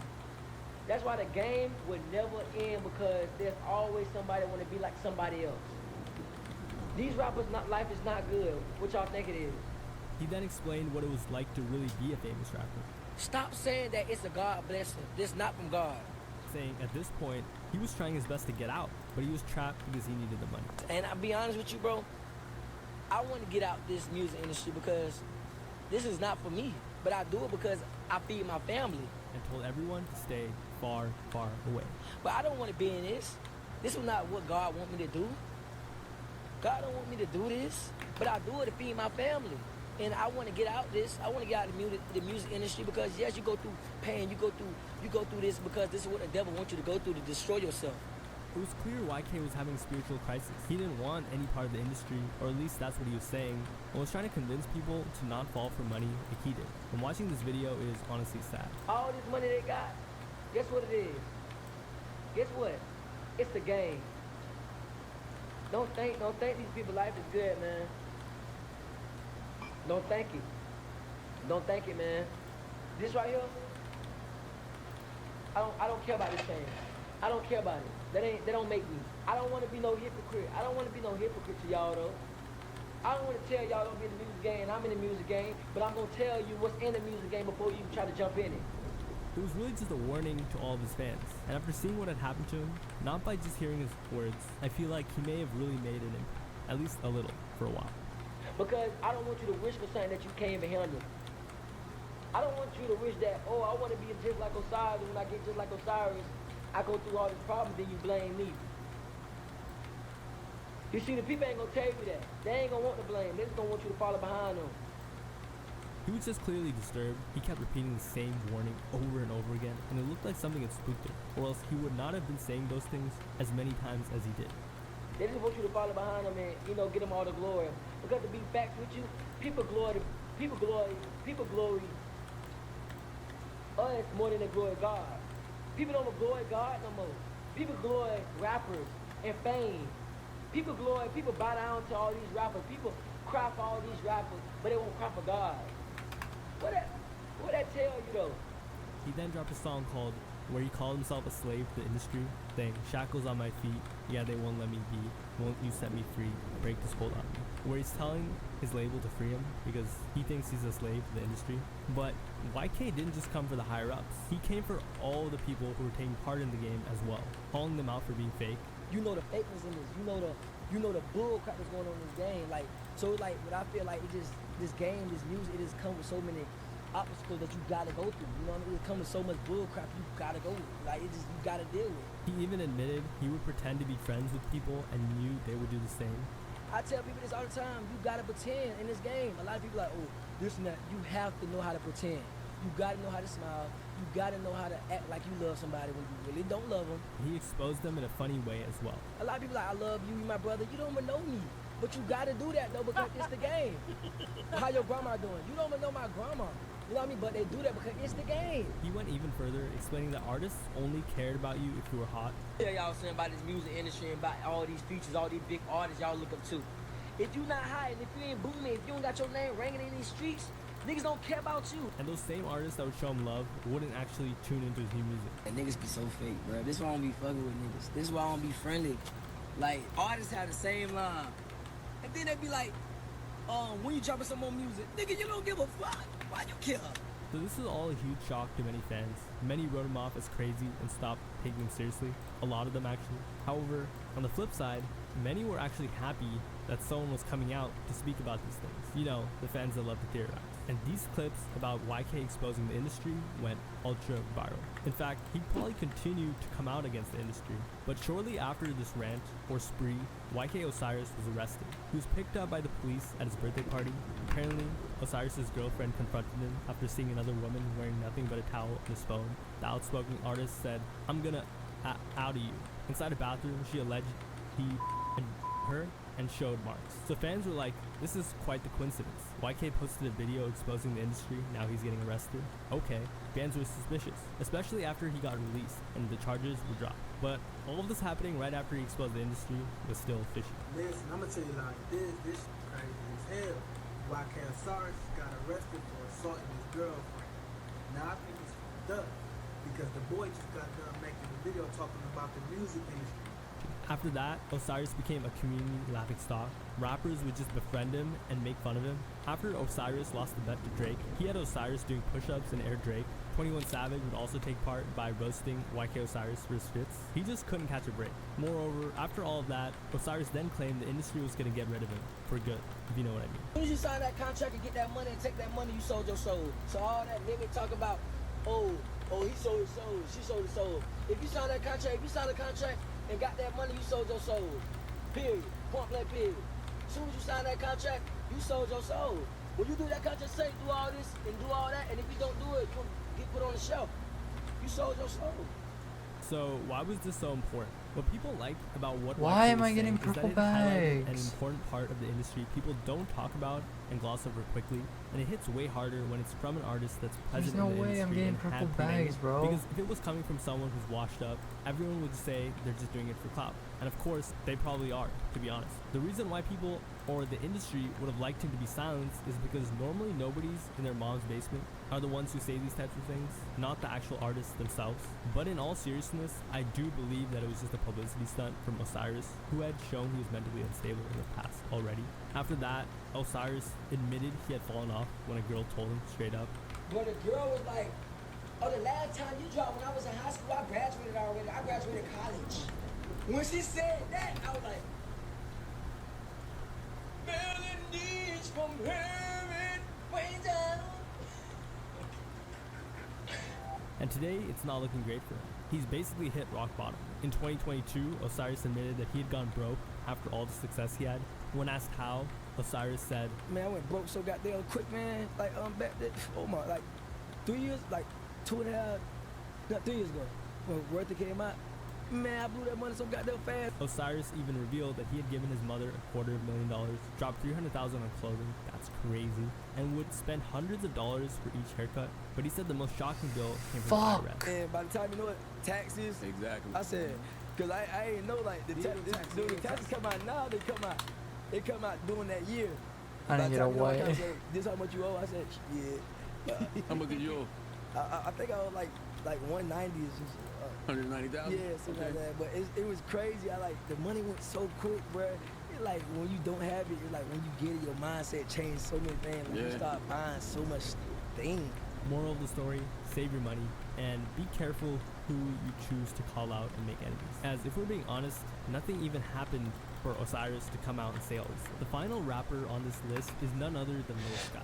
But before we get into how Lil Skies was blackballed or even exposed in the industry, how did he even get into the position to do so, right? After dropping out of college to pursue rap, Skies dropped a ton of music and eventually he found his sound, which was the trendy autotune trap sound that dominated 2016 and 18. He had some buzz at the time, but he really exploded when he got Cole Bennett in the mix. We dropped it, went #1 trending on YouTube, did 1 million views in 24 hours. Dropping songs like Nowadays on the Lyrical Lemonade channel. And today, Nowadays has almost 400 million views on YouTube, one of Lyrical Lemonade's most popular videos, competing with artists like Eminem, Juice WRLD, and more. In 2018, Skies inked his first multi-million-dollar deal with Atlantic Records. Red Roses, his debut studio Am I like okay, bro? Like, getting millions on SoundCloud. do you guys not see that? Lyrical Lemonade has close to 300 million on YouTube. At the time, why am I getting purple bags? Asking, can someone explain to me how Lil Skies Wait, what the Nowadays fuck? featuring Leonard Cube got 9 million? Yo, in what? He then randomly got a Weekend co-sign, so it was clear Skies was going places. In addition to his early SoundCloud/YouTube Hold on, success, there's no way, Skies was right? also I'm getting producing purple radio bags, friendly right? music. Unlike his peers on SoundCloud like Lil Pump and Lil Xan,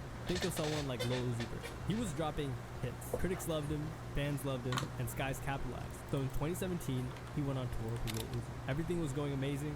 He had sold out shows, hit songs, millions of dollars, and in a short 6-month span, Skies passed almost every rapper in his era, other than maybe Juice WRLD and a few others. But years later, he's far below them all in popularity. And today, it's safe to say he's lost it all. But how, why, and what happened? Well, there were many reasons, and one of them was the fact that he tried to expose the industry. In 2018, Skies was chosen to be a part of the XXL freshman list, a highly coveted spot in the rap industry, based on how much it can, or at least could do for an artist's career. However, to everyone's surprise, Skies turned it down. Thank you. On April 24th, finally. 2018, Lil Skies took to That's not Instagram to good. expose XXL, explaining the media was mad and he would be exposing it. Just mad as sh-. It's like, y'all are funny. I'm just listening to y'all niggas. Like, bro, what? Alright, man, so I got something to say. So, y'all asking about XXL. Y'all already done seen all that, right? Y'all already done seen everything, da-da-da. I didn't show up. You're right. I did not show up to XXL. I didn't. No. He explained that XXL was rigged, so he decided he wouldn't be joining it. Wait, what? Why would he say that? XXL isn't rigged, right? And you know why I did not show up to XXL? For one, I'm gonna tell y'all straight up. Because the people who see the media, they be trying to make shit seem all bad and this, that, and the third and all that shit. Nah, bro. XXL reached out to me months ago, bro, and chose me to be a 2018 XXL freshman. So he came out to quote unquote. So the expose fans them. don't Guys vote? then went on to say that he was one of the people. So the fans that vote doesn't count then. then. That's just not fair, bro. Like, The world didn't get the vote to choose Lil Skies to be a freshman. The Double XL was rigged. Regardless, even on the vote poll, Because I voted. When the votes came, when you guys were allowed to I think I vote, voted for Rich I still Brian. won. I still got on the list. But even before that, they chose me to be an XXL freshman. Come on now. The list is rigged. I'm not about to be on no... You're not placing me in no category, bro. You can't place me in no category for one. Like, I don't give a fuck about that shit. He just cared about the music. Who cares about these silly little blogs, right? My focus is music and the stage. That's it. I don't care about nothing else. I don't care about no XXL magazine. I don't care about no category. I don't care about this, bro. I'm lit forever. The youth, we live forever, bro. What everybody's saying, like, we freshmen for life. And Double XL was just not being fair to other artists, according to him. Turn up.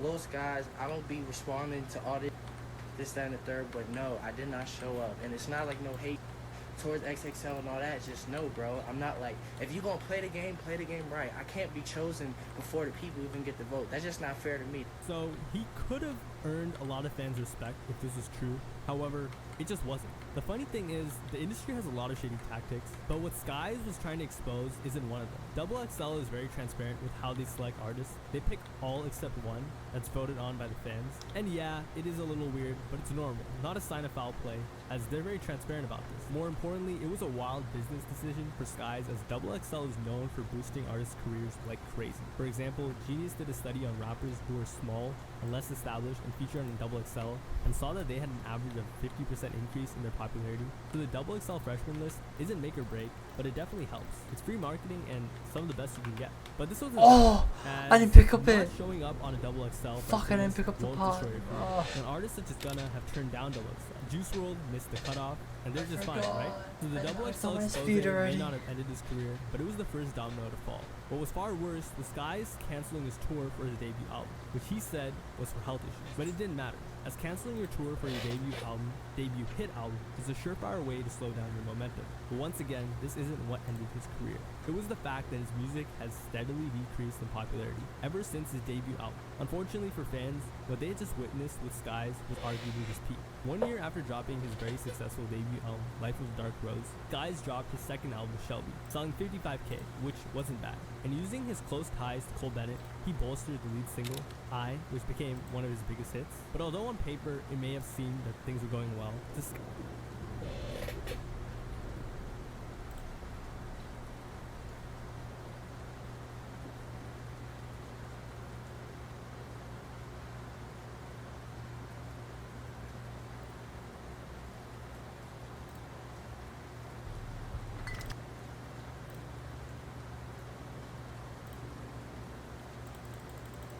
'98.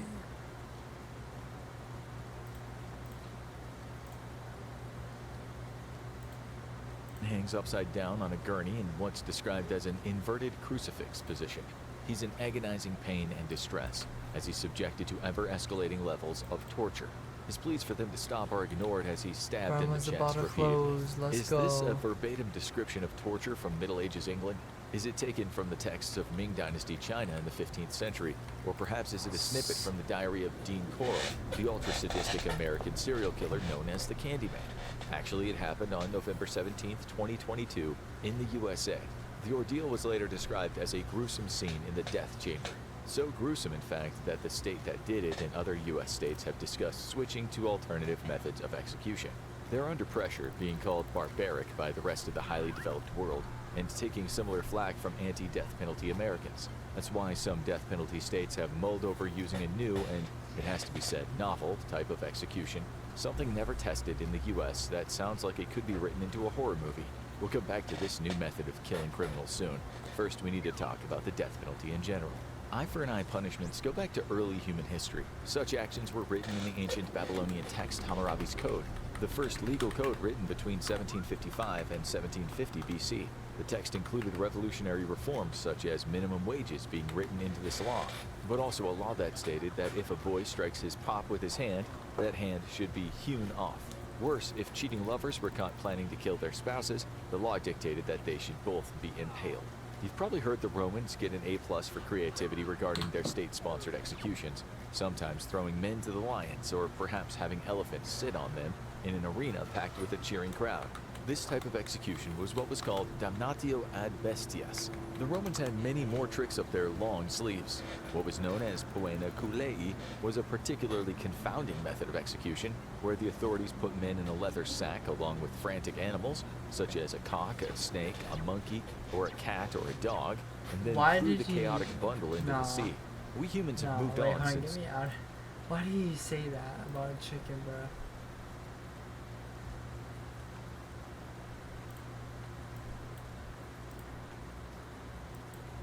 To his parents.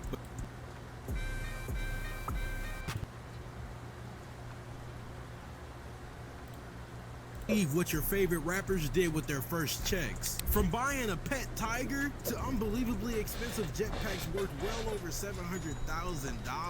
This is how most rappers spent their first paycheck. First, we got NBA Youngboy. Youngboy Never Broke Again is a new generational rapper that burst into the limelight in 2015. He started from the bottom, producing music with a microphone he bought from Walmart when he was only 14 years old. Even though Youngboy was balling on a budget, his hustle paid off. And in 2017, he was offered a record deal from Atlantic Records. When he got his first check, guess what he did? He cashed out on a baby tiger that costed him $7,500. I'm not sure why Youngboy just didn't take the trip to the zoo, but we do have sad news. After fans seen Youngboy with the pet tiger, everybody started going crazy, because it's not just every day where you see somebody with a pet tiger beside their feet. With that being said, the city of Louisiana contacted Youngboy and told him that he had to get rid of the tiger. So the clock started ticking for Youngboy until he finally found somebody to buy the tiger. That somebody turned out to be the biggest boss, Rick Ross. But Rick Ross had enough. He couldn't resist the urge to eat it, so he had to get rid of it. Nah, I'm just kidding. I wonder why he just didn't do something smart, like let's say buy your mama a house, because that's exactly what our next rapper on the list did. Trippie Redd rose to fame during the era of SoundCloud rap, and from there he got signed to Strange Entertainment, now known as Elliott Grange Entertainment. When he got his first paycheck, he bought his mom a $300,000 home in Canton, Ohio. Who the hell lives in Ohio? Nah, I'm joking. I'm just a proud hater. But I'm not the only one who sipped the haterade. The most controversial rapper in the world, Tekashi 6ix9ine, tried to downplay my guy Trippie, saying that he didn't buy no house for his mom, and said that he bought an apartment instead. But Trippie mom wasn't having that. She came in and shut it all down. She said there was no cap in her son's rap, and she did indeed receive a house. So take that, Snitch9. $300K is nothing to Trippie Redd, especially when your net worth is $7 million. This next rapper is regarded as one of the most influential rappers on the rap scene, and what he did with his first check probably influenced younger rappers like Trippie Redd, because in 1995, rapper Lil Wayne was only 12 years old when Birdman signed him to Cash Money Records. And not to mention, he was the youngest member of the label. Lil Doogie, as he was known as at the time, got his first paycheck of $6,500 and offered it all to his mother. Surprisingly, his mother didn't even want a penny of it. She just let him do whatever he wanted. So Wayne did what any other child would have did in his situation. He went and bought a toy, but not just any toy. Wayne went to his dealership and copped the Nissan Pathfinder. Like, what is he gonna do with a car at that age? Oh, that's right, Wayne was just flexing, cause he wasn't even old enough to drive it yet. Yeah, in Louisiana at the time, YouTube Premium is ad-free YouTube and exclusive access. You had to be at least 15 years old to drive a car. And well, Wayne was only 14 years old. A Boogie with the Hoodie did something not so different from Lil Wayne. He was born the same year Lil Wayne started his career. And like NBA Youngboy, he signed to Atlantic Records. And when all those zeros hit his bank account, he gave majority of the money to his parents. But don't get it twisted, he did treat himself. Going on a shopping spree, buying a chain, and what he had left over, he invested it into personal essentials. But Cardi B wasn't thinking about nobody but her mouth, because when she got her first paycheck, she bought a new set of teeth, with each tooth setting her back $2,000.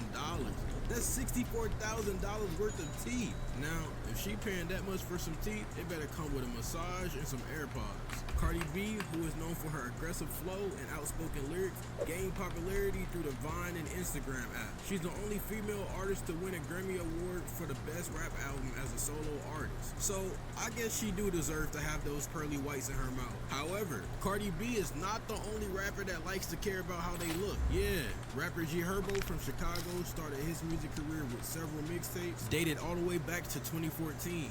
But in 2017, he made his first major release with Epic Records. He spent about $30,000 on clothes and didn't stop there. Damn! He said he was buying a new outfit every day. I mean, how many clothes does a guy need? One for every day of the week? Now, if you thought that was ridiculous, it gets crazier. Slim Jimmy from Ray Shrimmer didn't do anything tangible with his first check. Slim Jimmy is the oldest of the two brothers. The duo signed to Mike Will Made It Ear Drummers imprint in 2013. And they did some impressive things. Their first album was certified platinum by the RIAA. So Slim Jimmy took this opportunity to celebrate. And by celebrate, I mean blow your money on nothing. Yeah, Slim Jimmy admitted to blowing his first paycheck on purpose. Why? Because apparently he was a sidekick and he knew he was gonna make the money back. And that he did. Because so far, the brothers have been nominated for 7 BET Awards and they've won 1. And they also have multiple hits. So I guess Jimmy was right to bet on himself. 50 Cent is not just a rapper, he is also a businessman. And when we say business, oh yeah, we mean business. Because when 50 got his first check, he spent it in a way that nobody could even think of.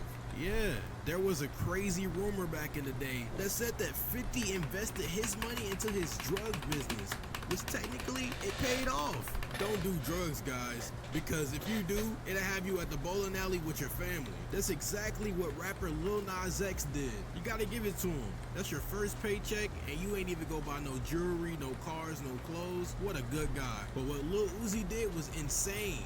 He spent the bag on a first date with his rapper girlfriend from the City Girls, JT. He pulled up on her with a load of cash, told her to fit as much as she could in her purse, and she could only fit 30,000. Now you would think it'd stop there, but nah, Uzi had to turn it up. He decided to blow another bag on her at the Louis Vuitton store, and then he had the nerve to take her out for a Taco Bell dinner. Nah, buddy, we saw what you did. But that's not even exactly what Lil Uzi spent his first check on. Although it's more meaningful than the $700,000 Uzi spent on a jetpack. Now that's just weird. Like how Post Malone is weirdly unique, so it's only normal that his taste would be different from the other rappers. He signed his first deal with Republic Records, and when he got his first paycheck, he splurged on a gaming setup with surround sound speakers and multiple widescreen monitors. Bro is a gamer. But this next rapper didn't play no games at all. Lil Reese rose to fame with rappers like Chief Keef, Fredo Santana, and Lil Durk. He caught the attention of No ID, a producer who produced for big names like Kanye, Common, and was also signed to Def Jam. When Lil Reese got his first paycheck, he bought 12 cars so him and the homeboys can go slide on the ops. Now that's a crazy story to tell one day, which leads us to our last rapper. King Von bought himself a chain with his first paycheck, but not before he gave his mother $10,000 and a few of his homies $10,000. Keep in mind, his first paycheck was only $100,000. And after buying his chain and making sure everybody was straight around him, King Von couldn't even remember what he spent the last little bit of his first check on. What I do with that other shit? I hope you put it in a bank account. I spent all that He shit. spent it all. But that's okay. The first paycheck is only first of many. There's always more cash to throw around. Like that one time Lil Uzi bought a planet. Yeah, you heard that right. Click the video on the screen right now to watch. This video is over. Subscribe. Uzi bought a planet. My name is Fanny Texier, and I'm a documentary filmmaker.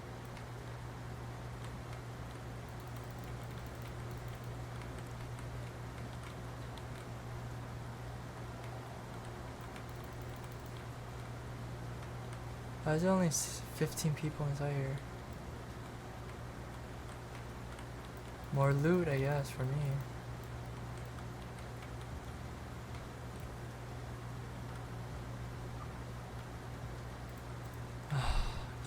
Trash.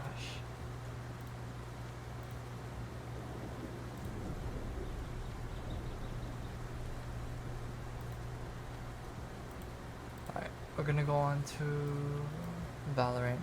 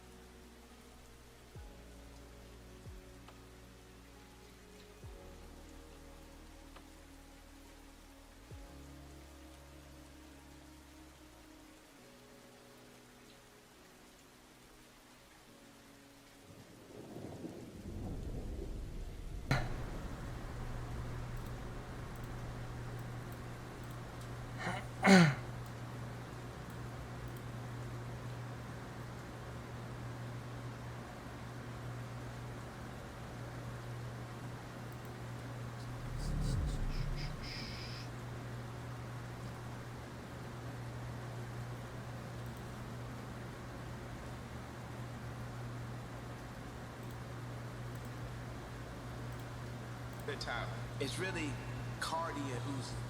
Once upon a time, Playboi Carti and Lil Uzi Vert were regarded as the biggest and greatest duo of the newest generation, leading the 2010s SoundCloud wave with their own flows and styles. No one else could compete. Hop into some comp.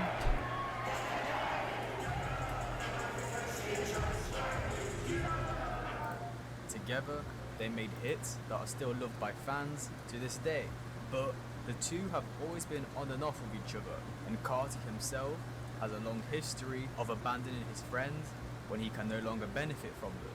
So today, we'll be exploring the history of Playboi Carti and Lil Uzi Vert, why they don't make music anymore, the current state of their relationship, and will we ever see them I make think music they like again? me. Oh, they like me. Diamonds on Carti me, and ice Uzi cream. met around 2015, just as Playboi Carti was starting to integrate himself within the ASAP mob and their people in New York. The two quickly became good friends, which was primarily due to them both being rappers within the same SoundCloud mumble rapper scene and also having the same style. Uzi would actually be a lot bigger than Carti, as in 2016 he was releasing viral hits such as You Were Right, Money Longer, and was even featured on the Billboard #1 song Madame Bougie with the Migos. Whereas Carti didn't really have hits back then.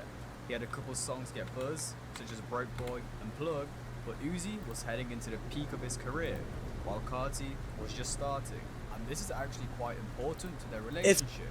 They were on different levels. It's like THC light. To connect with a mainstream Force artist feed like up Uzi place, both so early in his career, well, he was extremely lucky, and it would end up being very beneficial for him, which I will get into Delta later. 8 They would is begin the their Bud Light partnership of by releasing THC. the song Left Right on the 28th of January in 2016. Due to the positive reception they received from this single, they would quickly announce that they would be doing a 9-city tour the following month. Just a couple months later, Uzi would release the Perfect Love tape, which featured Carti on the song Of Course We Ghetto Flowers. In the following year, Playboi Carti was looking to release his debut commercial mix. What you smoking on right now, weed? He was quite a small artist at the time. As I mentioned before, Smoking he had on a couple pen. popular SoundCloud songs. Hey, for People sure, knew same here. him because he was signed to Rocky, but he didn't have a huge I buzz. got a gelato What he on did have was ceramic Best Friend. cartridge, like Uzi had fun a as cotton his wrapped wingman. So to roll out the self-titled fucking mixtape, core and shit, like so Carti there's no dropped two metal. singles on Holy the 10th of shit. March What are you in smoking? Yeah, so like- sativa or indica or hybrid? Wake Up Like This, both featuring I'm pretty sure it's rap indica because it's gelato. Lil Uzi Vert, I see, I who was see. at the time in the peak of his career, as he had an insane amount of hype from his single EXO Tour Live, which to this day is still the biggest song in his discography. And funnily enough, both of these songs were some of the highest streamed on the project. More specifically, Woke Up Like This, which is one of Carti's biggest songs to this day. So to put it in I simple terms, quit weed. I'm Carti not was smoking. insanely lucky Anything, bro. to have Uzi back in the day. No! Gave him an insane amount of exposure. Me and Uzi been in the studio together at all times. Dude, I'm so high. I see things moving in slow motion. We're a team. Then in the summer of 2017, Lil Uzi Vert would release Love Is Rage 2, which debuted at #1 on the Billboard 200 with 135,000 album sales in the first week, which if we compare that to Carti's self-titled mixtape that sold 28k first week, A da just and a couple months blinker. before, it is now easy to see the size difference between the two. And now that we're moving into the Blinkies. final quarter of 2017, Their jet and has both nothing on artists me. have released Hi, their own guys. Fuck, I solo only projects, used to take Carti and blinkies. Uzi will start Used to teasing blink release the of shit out of collaborative my tape, fucking pens. 16, 29. In the September of 2017, Carti posted Carti Uzi tape, Uzi Carti tape, 16, 29, which was basically hinting that they were dropping a mixtape together very soon. And from that day is when fans started to await the 1629 tape, with 16 standing for the 1600 area code of Lil Uzi Vert's block and 29 standing for the 2900 area code of Playboy Carti's block in Atlanta. However, just a month later, leakers will start disturbing the rollout of this album. The first song that leaked will be Breaking the Bank, which actually got fans even more excited for this project. And luckily, the leak wouldn't ruin anything. One is Backside and by would continue Pyramids. the rollout of 1629. A couple days later, they would announce a tour. YouTube Music Premium is an experience that gives you complete control of your music. So you can listen ad-free, download music for offline play, and keep your songs playing in the background. Last player standing. Or that they would be doing together. Flying. But 24 hours later, Lil Uzi Vert stated that he will not be going on the tour with Carti. One enemy That Nice. he needs to focus, which is pretty unusual from Nice, Uzi. great clutch. What? That indica be hidden, bruh. Making lock in. Everyone bought it himself. Bro, tell me about it. I'm in the Coming zone. up at the time, doing a nationwide tour, they were missing out on an insane amount of money. Now, after this tweet of Uzi announcing, Just saying, you smoke weed, it makes you play better in Valorant. didn't speak on 1629 for a long It must be time, true. and it kind of seemed like the idea of it. I mean, I'm living proof. What caused Uzi to drop out of the tour during this 2017 period? Well, firstly, we have his tweet, "Need to focus," which doesn't make a lot of sense. He just dropped his debut studio album, which performed extremely well. It was loved by fans. I'm not sure what Need to Focus could mean. Was he maybe not happy with how that album came out, or he was just very dedicated to his craft? I wanted to focus more on his solo career, as 1629 was a collaborative tape with Carti, who was a much smaller artist than Uzi. So for Uzi, there isn't much of a career gain out of dropping the tape with Carti, whereas for Carti, it would give him a huge amount of exposure, which actually may have had the reverse effect from Carti himself, as he may have not even wanted this album to drop, as back then, his two biggest songs were Magnolia and Woke Up Like This, with the latter featuring Uzi. One enemy And if remaining. 1629 did release, well, the majority of his discography would have been outstreamed by Team his collab Ace. songs with Uzi, and may have given him the image. Good that he job, had guys. You guys are fucking and they kind of insane. decided it. Well, if that wasn't the reason, what was it the leaks? Now that Break deserves a Bank blinker. in October, then in December, Blink Squad Nation. released, which was rumored to be another song from the 1629 tape. But again, two songs leaking shouldn't be a big deal when these guys are best friends and they probably had hundreds of songs in the vault. An interviewer would actually ask Carti about the 1629 collab tape, where Carti completely dodged the question by replying with, "Me and Uzi go crazy." The interviewer would then follow up with, "How many songs do you guys have in the vault together?" Where Carti answered 100, then added that they have been recording since 2015. When in the late December of 2017, Carti would take it upon himself to continue teasing the release of 1629, as he would post a snippet of the Break the Bank music video to Instagram, where he stated that the video would be dropping at the end of December. However, the video would be quickly deleted just 10 minutes later, which crushed the fans' dream of 1629 release. From mid. And after that, it was silent again. And really, it was the last time we would hear about 1629 from Playboy Carti himself. Moving into 2018, more songs would leak. Bankroll, Big Bank, and Throw It Up. Last Also player supposed to be standing. 1689. Now, Ah. leaks wouldn't be the only thing affecting the release of their collaborative mixtape, but also Playboy Carti's debut studio album, Die Lit. Coming up to the release of the album, the lead single to the project, Love Hurts, featuring Travis Scott, would leak, alongside a cluster of other songs. Silver. Carti and his team panicked and quickly released a single on streaming services to manage the damage the leak would do to the streams. Further leaks such as Foreign, Chopper Won't Miss, and Shooter would cause Carti and his team to surprise drop the album one Let's make day something happen at after mid. announcing the release date.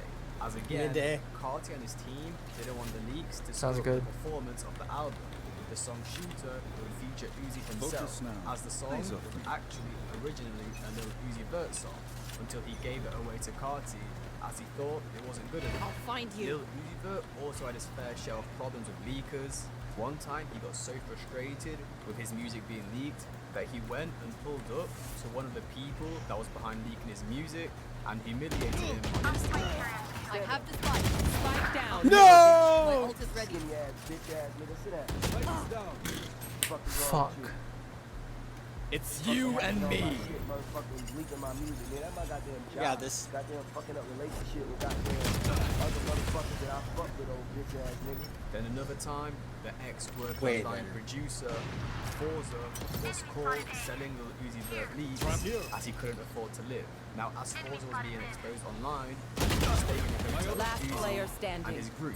So when Sage Uzi is coming found through out mid Forza doors. was leaking his music, Uzi kicked him One out of the enemy hotel remaining. and left him on the streets with literally nothing, which led to Forza announcing that he's going to himself and eventually joining the army. But now as we move into 2019, it really seemed like the idea of 1629 was completely dead. Many 30 songs seconds from the left. album leaked, and the duo also seemed like they were taking different paths with their solo career. You two seem to work really well together. We got, but we and Cardi, I think he's just watching we Spike. gotta fight, like physically fight for him. I got the spike. Other than that, he don't. So not only were they This not guy's recording 80 music seconds together, left. the idea of 1629 just probably wasn't in their Spike mind. planted. It was 2019. Carti would be reworking his image in preparation for his Whole Lotta Red album. He would revamp his Instagram, which included him removing 1629 from his Instagram bio, which was Damn, he previously located there you. for others. Oh Then my. Uzi, well, he would be in the process of getting his Eternal Take project released, which of course was unsuccessful as he was having issues with his label, as they were blocking him from releasing music. Nice. And Nice. he was calling his label out on Twitter. His label issues caused him to Yeah. announce that he's retiring. so Let he us would see end up what's coming in out it. of I just retirement different. and fighting for his freedom by Facts. dropping the classic Free Uzi. As you can see, both artists were very busy with their solo careers, and it really didn't seem like 1629 was going to release anytime soon. And Uzi would actually take it upon himself to speak on the album in that year.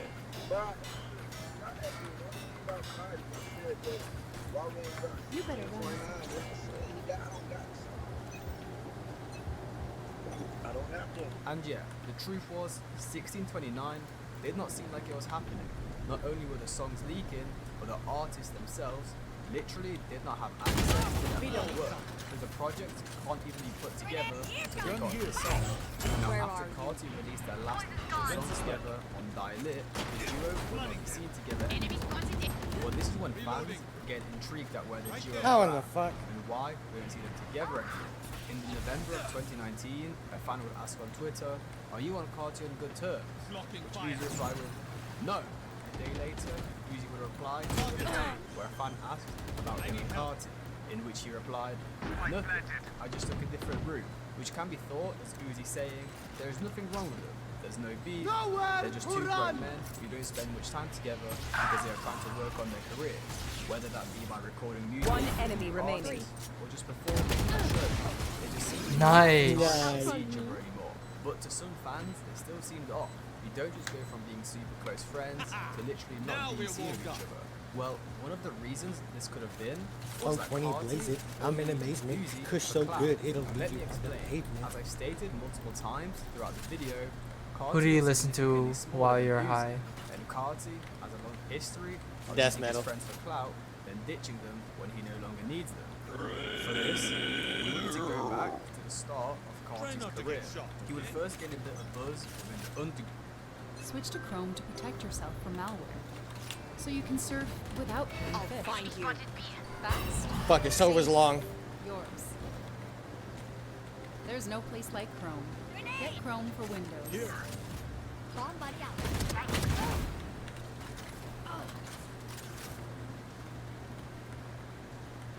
Ground once he joined the Atlanta-based collective All For Records in 2014. The founder of All For Records, Farber, had a fairly big presence within the underground at the time, so he helped Carti by producing for him alongside fellow Atlanta native Theory. They would also post Carti's music videos, One get enemy him remaining. interviews, and even take him on tour. After some time, Playboy Carti was starting to make noise within the scene. The long story short, he got noticed by A$AP Rocky in New York and signed to his Orge label.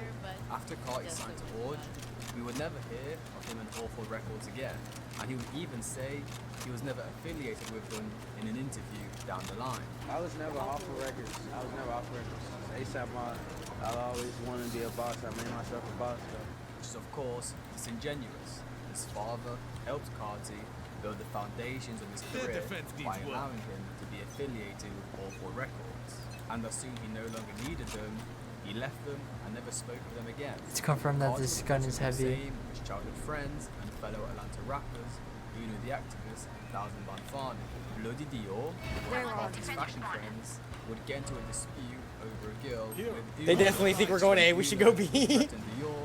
Dior would retaliate by shooting at Uno and striking him once. Now this incident would split Carti's group apart, which at the time What's your consisted of flank? Rocky, Farney, Uno, Ian Connor, and Bloody Dior. Farney would side with Uno, but Carti, Ian, and Rocky would side with Dior. Uno and Farney would get upset Go at B, go B, Carti, go B. as they were his childhood friends. Definitely go B. They all came up together just for Carti to leave them behind so he can Free go hang plant, out baby. with Rocky and the ASAP. I'm going mid, pick him off. The obvious choice, as it would be way more beneficial for his career to be affiliated with ASAP Rocky Where and are ASAP Mob instead of Uno and Farney. Farney would get into his own incident with another rapper, Lil Yachty. I already They're mid, they're explained mid. this entire story in my video. One's gonna be backside. Playboy Stage is Carti, going backside. So I don't want to go over it again, as many of you have probably watched it. But basically, Farney shot at Yachty and his manager outside of a show, barely missing them. Silva's coming from flank. He hit right above us. And like he hit a couple meters above us. He could have hit us. We could have died that night. So. One enemy Then when remaining. Yachty and his label QC saw Farney at a hotel, they decided Yee to kill him. yee! Now as you can see, Farney and Yachty have a bit of beef, but Carti, his close friends, with both of them. Carti has known Farney since they were teenagers and came up together with him. Then Yachty, who he's known for a couple years, but not as long as Farney. Now after the most recent incident at the hotel, well, a week later, I'm an gonna interview stream will be after released this. It's been like 2 starring hours. Carti and Yachty, where they were I just laughing wanna and chill. cracking jokes about a relationship, which of course left a sour taste in Farney's mouth. But Carti didn't care, Where are they? because it meant he could hang out with Yachty, who at the time was blowing up with his hits Broccoli and 1-9. And as we all know, clout works through osmosis. So him hanging out with Yachty, They heard me on the rope, they heard. Get out of my way! Exposure. And since these incidents, Carti hasn't spoken of or spoken to Farney or Uno. As you can see, Carti has a long relationship with using people for clout and leaving them behind, completely cutting them off as soon as they no longer benefit. Damn now, this can help us paint an image of how Carti saw Uzi. Yeah, they definitely were close friends, but after Carti got all the exposure he could from Uzi, it seemed like he didn't really bother to be friends with him, which you will see later on in the video. Well now, let's go back into They might Carti's push to us. history. It's 2020 and Eternal Take on One shot. and we haven't seen One enemy Uzi remaining. Carti Four club down. in over 2 years. Last player Were even standing. Ah! on the tape, as during the rollout for Eternal Take, Lil Uzi Vert responded to a fan on Twitter. Nice. Ba-bum, ba-bum. Also say, you said you and Carti has over 1,000 songs together. Drop one. Which Uzi replied with, I would love, just don't know where he at, stating that he wants to drop music with Carti. He just doesn't know if Carti wants to, doesn't know where Carti even is. And just a couple weeks later, a fan would post a leaked 1629 song, Big Bang, and ask Uzi if we're ever going to hear this song. Well, Uzi wouldn't say anything, but he did retweet it. Carti was going to be on this tape, and fans would be able to finally hear Carti x Uzi after a 2-year drought. But fans were left disappointed, as Carti was nowhere to be seen on Eternal Take.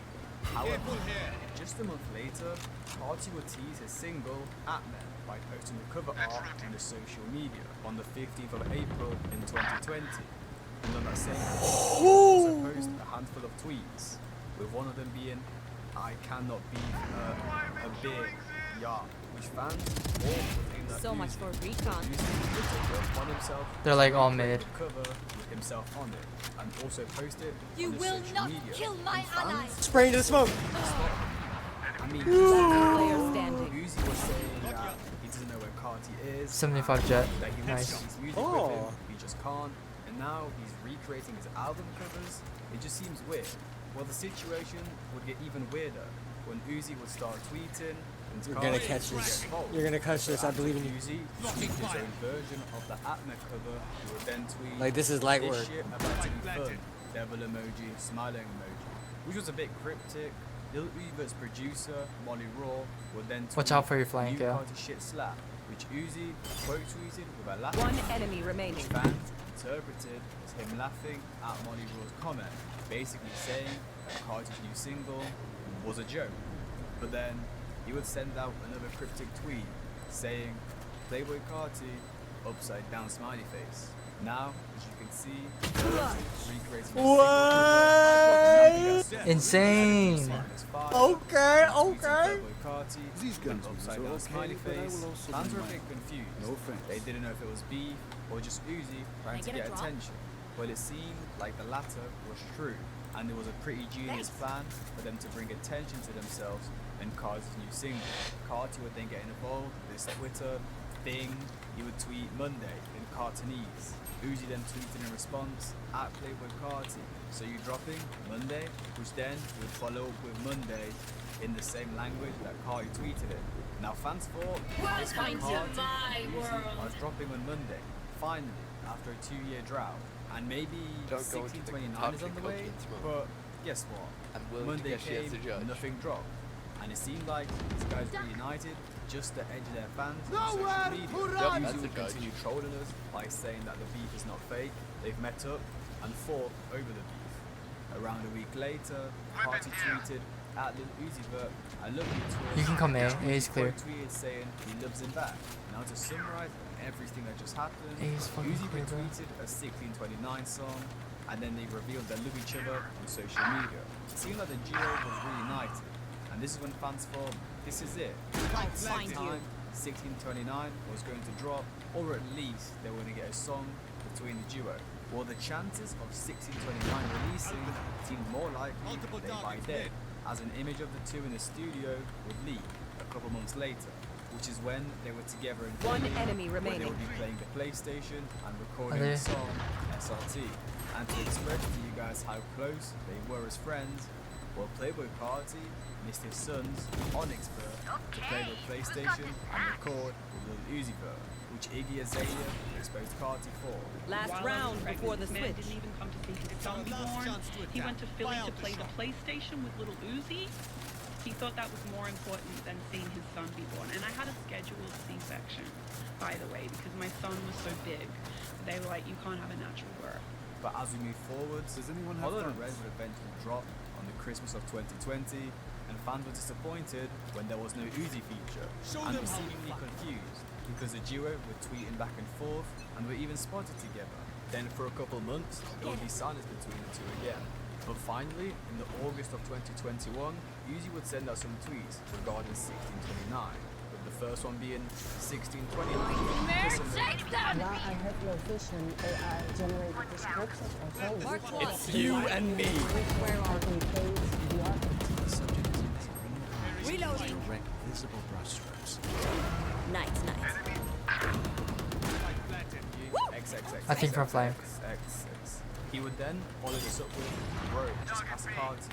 Basically saying, if you want 1629, go and ask Carti. Which at this point, fans were always Last player Oh, standing. fuck. Which knew Uzi was just trolling and wanted attention, especially with what him and Carti were doing last year. One enemy Like remaining. 2017, this would have been a good time to drop a collab tape. Uzi dropped his Eternal Take last year, and Carti just dropped Dang. Don't mess with this meaning their solo careers were taken care of, and they would have time to work on a collab tape. Switching But sides. for No these hesitation. beats, it didn't seem like Lost Carti to was the wall. down. Uzi would actually speak further on the matter on the stream with Aiden Ross. Okay, someone said if you could have a collab album with somebody, I think I've asked you before probably, but like, who would it be? Any collab album with somebody? If I could drop a collab album right now, I'll probably drop the first collab album I want to drop is 1629. That's you and Cardi, right? You tell me. With these comments, Uzi was just reinforcing the fact that he literally wants to release 1629, but he's waiting on Carti. But what confuses me about this is that just about a year later, Carti was asked in an interview, will we ever hear 1629? Which Carti responded with, Uzi is working on mad music right now.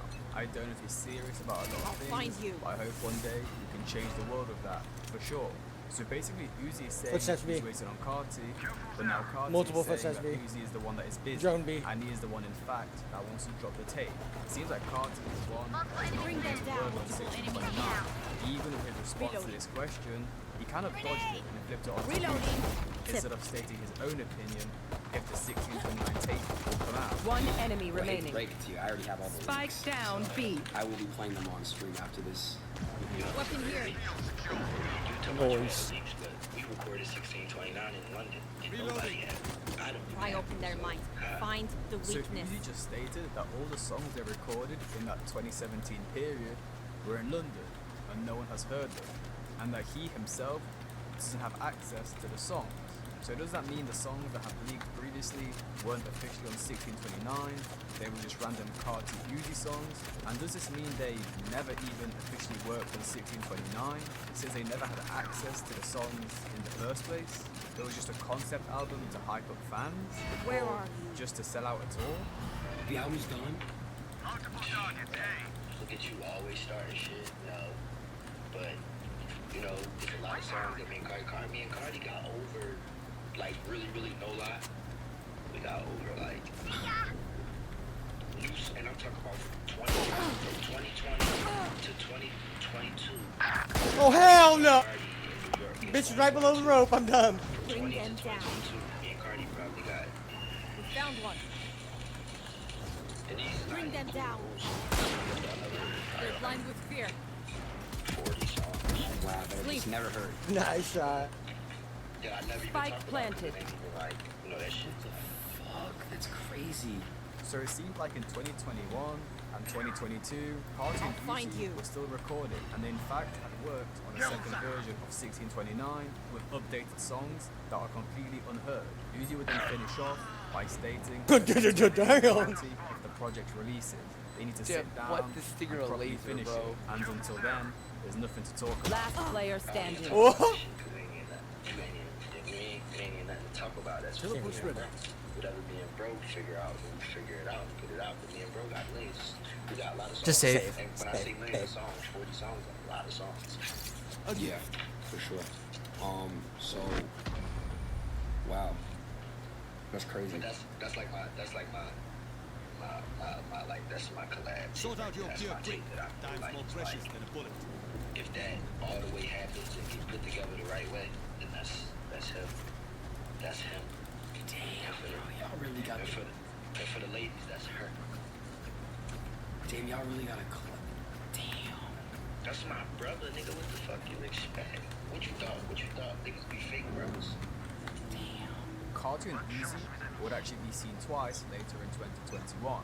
One time where they were wearing matching Narcissist bombers, which is Carti's merch, and then at Rolling Loud New York, where Carti rang out Uzi to perform their most recent collab together, Shooter, which brought tears to many fans' eyes, as this duo weren't seen live for years. Then it would be silence again, until the rollout of Lil Uzi vs Pink Tape in 2023, where Uzi posted an Instagram story which read, "Me and my love about to take over the world," which fans took as Uzi hinting at a Carti feature on Pink Tape, but Pink Tape released and there was no Carti feature. Well, actually, Uzi's team would accidentally release the Carti Uzi leak, pass it as a song on YouTube. It was completely random, but it got almost instantly Spike down deleted, A. and Bobalam would actually come out and reveal the truth behind what happened with this Carti feature, as there was more to it than just an employee accidentally uploading Last the song. player So standing. Cardi was actually on it at one point, like 5 days ago, and then I he gotta pulled go the with the shorty, plug so on the I song done my because he didn't like it. It wasn't adhesive or cohesive with his opium sound, Spike like planted. dark grungy, like rock star shit for his next album. He wasn't answering Uzi or sending him another verse. He was just saying like he wasn't even messaging him at all. You're up. So he ghosted him Stay safe. until the day back in. before Pink Tape, where then he asked for like all the Pink Tape songs allegedly, and then like obviously Sell to your customers anywhere.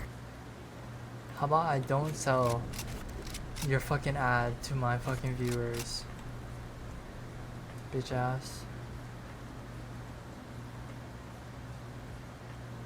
it's just too late. So yeah, It seemed like Carti screwed Uzi over for the feature on Pink Tip, but Carti did this as well for Hold On a Rep. Just a couple of weeks before What's the SB? release of the Drone B. album in 2020, Uzi stated to a fan that he's on track 3 and My track ult's not 16 ready. of Hold On a Rep, but Carti would go on to re-record the whole album around 2 weeks before the official release. So Uzi got his features removed and never made it onto the album.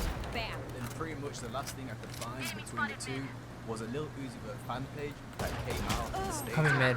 that Carti has been acting weird towards Uzi since 2020.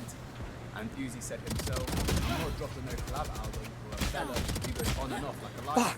Last He player didn't trip out more standing. than I was, which can be thought as Uzi saying he doesn't even want to drop the tape anymore, as Carti has been acting weird towards him for a couple years. And guys, to be truthfully honest, it's been 6 years since we last saw an official Carti Uzi collab, and I think it may be the last one.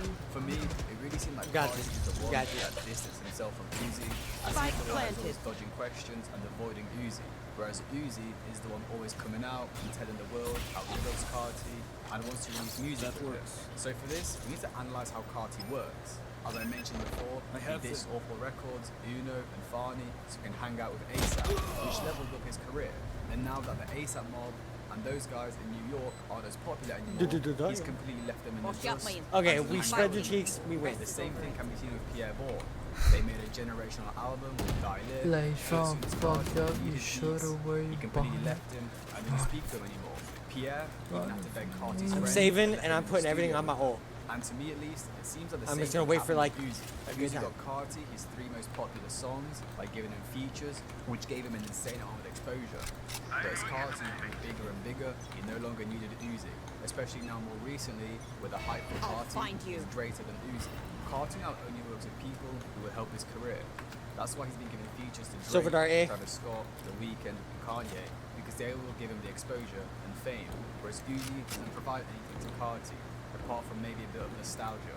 The truth is, Carti is a narcissist and has a self-proclaimed bipolar disorder, so we will It's never you know how and he me. thinks or what to ever expect from him. But to me, it seems like the idea of 1629 or any Carti Uzi collab is pretty much dead. Make it cold. Someone's A still. Someone's A. Someone's A. Someone's A. Anyone can recharge their car's AC. Like a pro. One enemy remaining. Oh yeah. Spike down A. That was a good time. Following a breakthrough in their career, it's become a trend among many rappers to establish their own record labels, fueled by the ambition of creating hip-hop's Match next point. big superstars, whether that be by giving them huge features, spending tens of thousands on playlisting and Don't worry, advertising, Chamber, we or got taking a you. more organic route by not really giving them any support and letting them blow up themselves. However, the majority of these labels end up having tragic endings, with rappers giving up on their artists after constant failures, or even sometimes the signees wanting out of the label due to them feeling restricted by the label's management. So here are rappers with failed labels. First, we're going to delve into Drake's OVO Sound record label, which has faced huge criticism due to it not even being a record label, with fans naming it a writing camp, where Drake signs his upcoming superstars, locked them in the box, forced them to write for him, give their songs away to him, and not be allowed to release their own work. Is Drake's OVO Sound a successful record label that lets their artists flourish, or is it a fast track to their career? The OVO Sound record label was founded in 2012 by Drake and his You will not kill my ally. Oliver LPT. After the success of Drake's second studio album Take Care, which on release in 2011, Bring they them reached down. at #1 on the Billboard Hot 100 and sold 600k units first week. It seemed like it would be the perfect time for Drake to start out of my branching way. out and try creating hip-hop's next superstars in his OVO label. The first artist OVO would approach to sign would be the mysterious R&B singer, The Weeknd. Now Drake would actually introduce The Weeknd to his fans all the way back in 2010 before he even formed the OVO label. He posted 2 of The Weeknd songs on the OVO blog, and a couple months later, Drake would tweet a couple lyrics on The Weeknd's Wicked Game, while also posting the song on his blog. Damn, damn! Drake has shown a lot of love and basically co-signed The Weeknd, which wouldn't come as a surprise, as at the time in 2011, 30 The seconds Weeknd left. released 3 successful tapes, House of Balloons, Thursday, and Echo of Welcome Silence. to Drake Mom. followed this up by meeting up Nice. with shows in Spike Canada down where they B. would lift up the Last show, player start standing. working What? together. He wallbanged Drake me? did it on The Weeknd's track the zone. The Weeknd would then work on Drake's Take Care album, Alright, Chambers, where he up to you would again, write buddy. 5 of the songs. Now Drake was spinning Spike each part of planted. him. As he said in an interview, I usually don't branch Okay. out writing-wise, working with people. I usually like to write all my own stuff. One we bullet get, point. we try to That tap should into be the same enough. emotions because we're from the same city. And you can probably tell how much of a fan Drake is of The Weeknd. However, this may We're have in their not been heads, bro. They exactly actually think they can what win. happened between the duo. In an interview with Complex in 2013, The Weeknd revealed that his House of Balloons project was supposed to have 14 songs until Drake cut the album short and took several tracks for himself. The Weeknd said, "I gave up almost half my album. It's hard." However, he then went on to say, "I will always be thankful. If it wasn't for the light that shined on me, who knows where I'd be?" Where are Which is of you? course him thanking for Drake and his manager for giving him the exposure.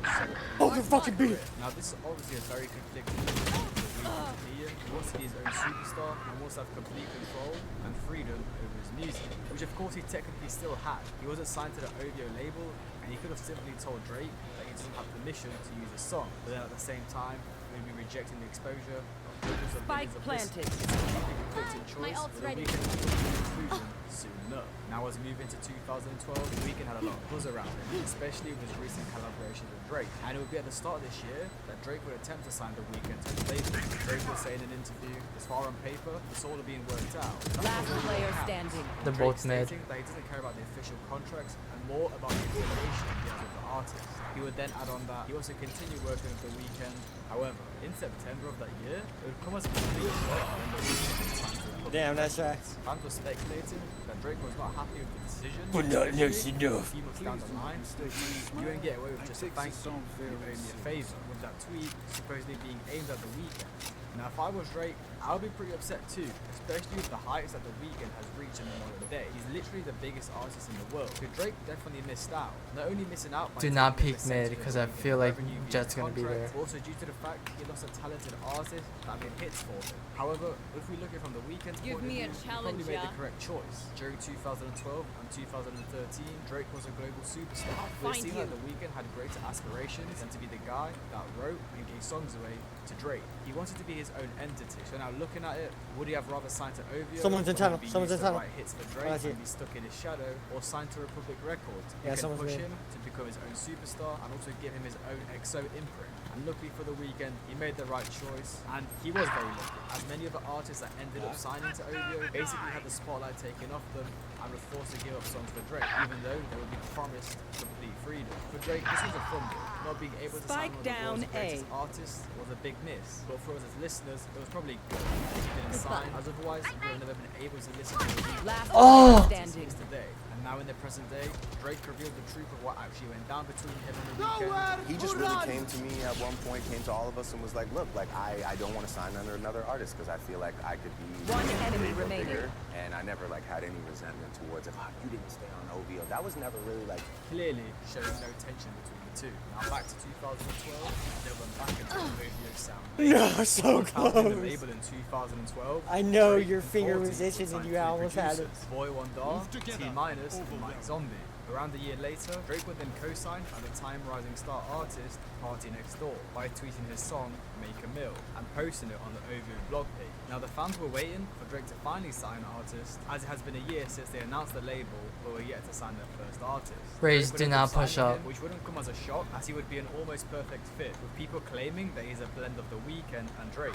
Once signed, Party Next Door was promised by Drake that he would be able to release music when he wants, have complete I'll control, find you. and do his own thing. He saw this as an opportunity to have guidance and freedom from the biggest rapper in his hometown, Toronto. He would first drop his self-titled mixtape in the summer of Window. 2013, which actually performed well, Right, with it Robbie. reaching number 34 on Easy the top tonight. R&B hip-hop albums chart. In 2015, Drake would release his If You're Reading This, It's Too Late album, which Bring featured an them down. interlude from Party Next Door called Wednesday Night Interlude. Party appreciated that Drake Bring allowed them us on down. this project with only his vocals on it, giving him huge exposure. However, in an interview with Rolling Stone, Party said, I love the fact that he put it on there and people heard it. And still, to this day, which I kept that song for my album. Party had a conflicting view on the situation. Drake obviously asked for permission to use the song, and in return, I'll gave find Party you. a huge amount of exposure. However, deep Mark down, one. he wishes My he would ult have is kept the ready. song for his own project. Now, if you remember, I mentioned that Drake promised the Party Next Door that he would have complete freedom of his music. Surely when Drake asked asked him to use the interlude on If You're Reading This Is Too Late, surely Party could have just replied with a simple no. Now, Party Next Door is probably the most recognised OVO signee, with him going on to write songs such as Rihanna's Work and The Wild Thoughts, and the multiple Drake songs on projects such as If You're Reading This Is Too Late, 30 seconds Scorpion, left. and Nothing Was the Same. However, all this success, working in the shadows of other artists, never reflected the numbers he was getting on his own work. His debut studio album released in 2014, selling 15K Spike first planted. week, with the only song charting being a Drake feature on the song Recognize. 2 years later, he would release his second studio album, Party Next Door 3, with it only reaching 50K first week sales. Which, if you look at it from the perspective of, in that same year he wrote 2 songs on Rihanna's Anti-album, and in the past 2 years has collaborated multiple One times with enemy Drake, remaining. he has a low amount of sales. He's of course still managed to gather some platinum and gold records with a lot of his solo work, but I definitely think he could be achieving way more with his own music. Now, in the same year as Party Next Door signed, 2013, Drake Reloading. also signed the Canadian duo Mudgy and Jordan, with No Majid button. on the Scarty Save the being day. a singer Defenders and Jordan win. Ullman being a producer. They would be signed to the Too easy! Drake and 40 were impressed by the After Hours SoundCloud EP, which they made between the Toronto college dorms and their parents' basements. It would be credited on Drake's 9 times platinum song, Hold On We're Going Home, which they actually made themselves and then handed over to Drake.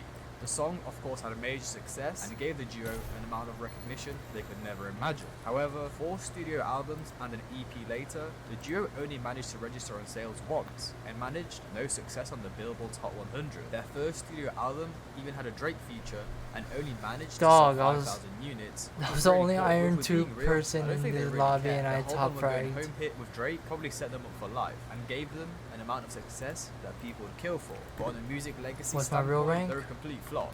Now, Silver. 2014, 2 years after the OYO label officially launched, Alright, I'm on stream. Alright, peace.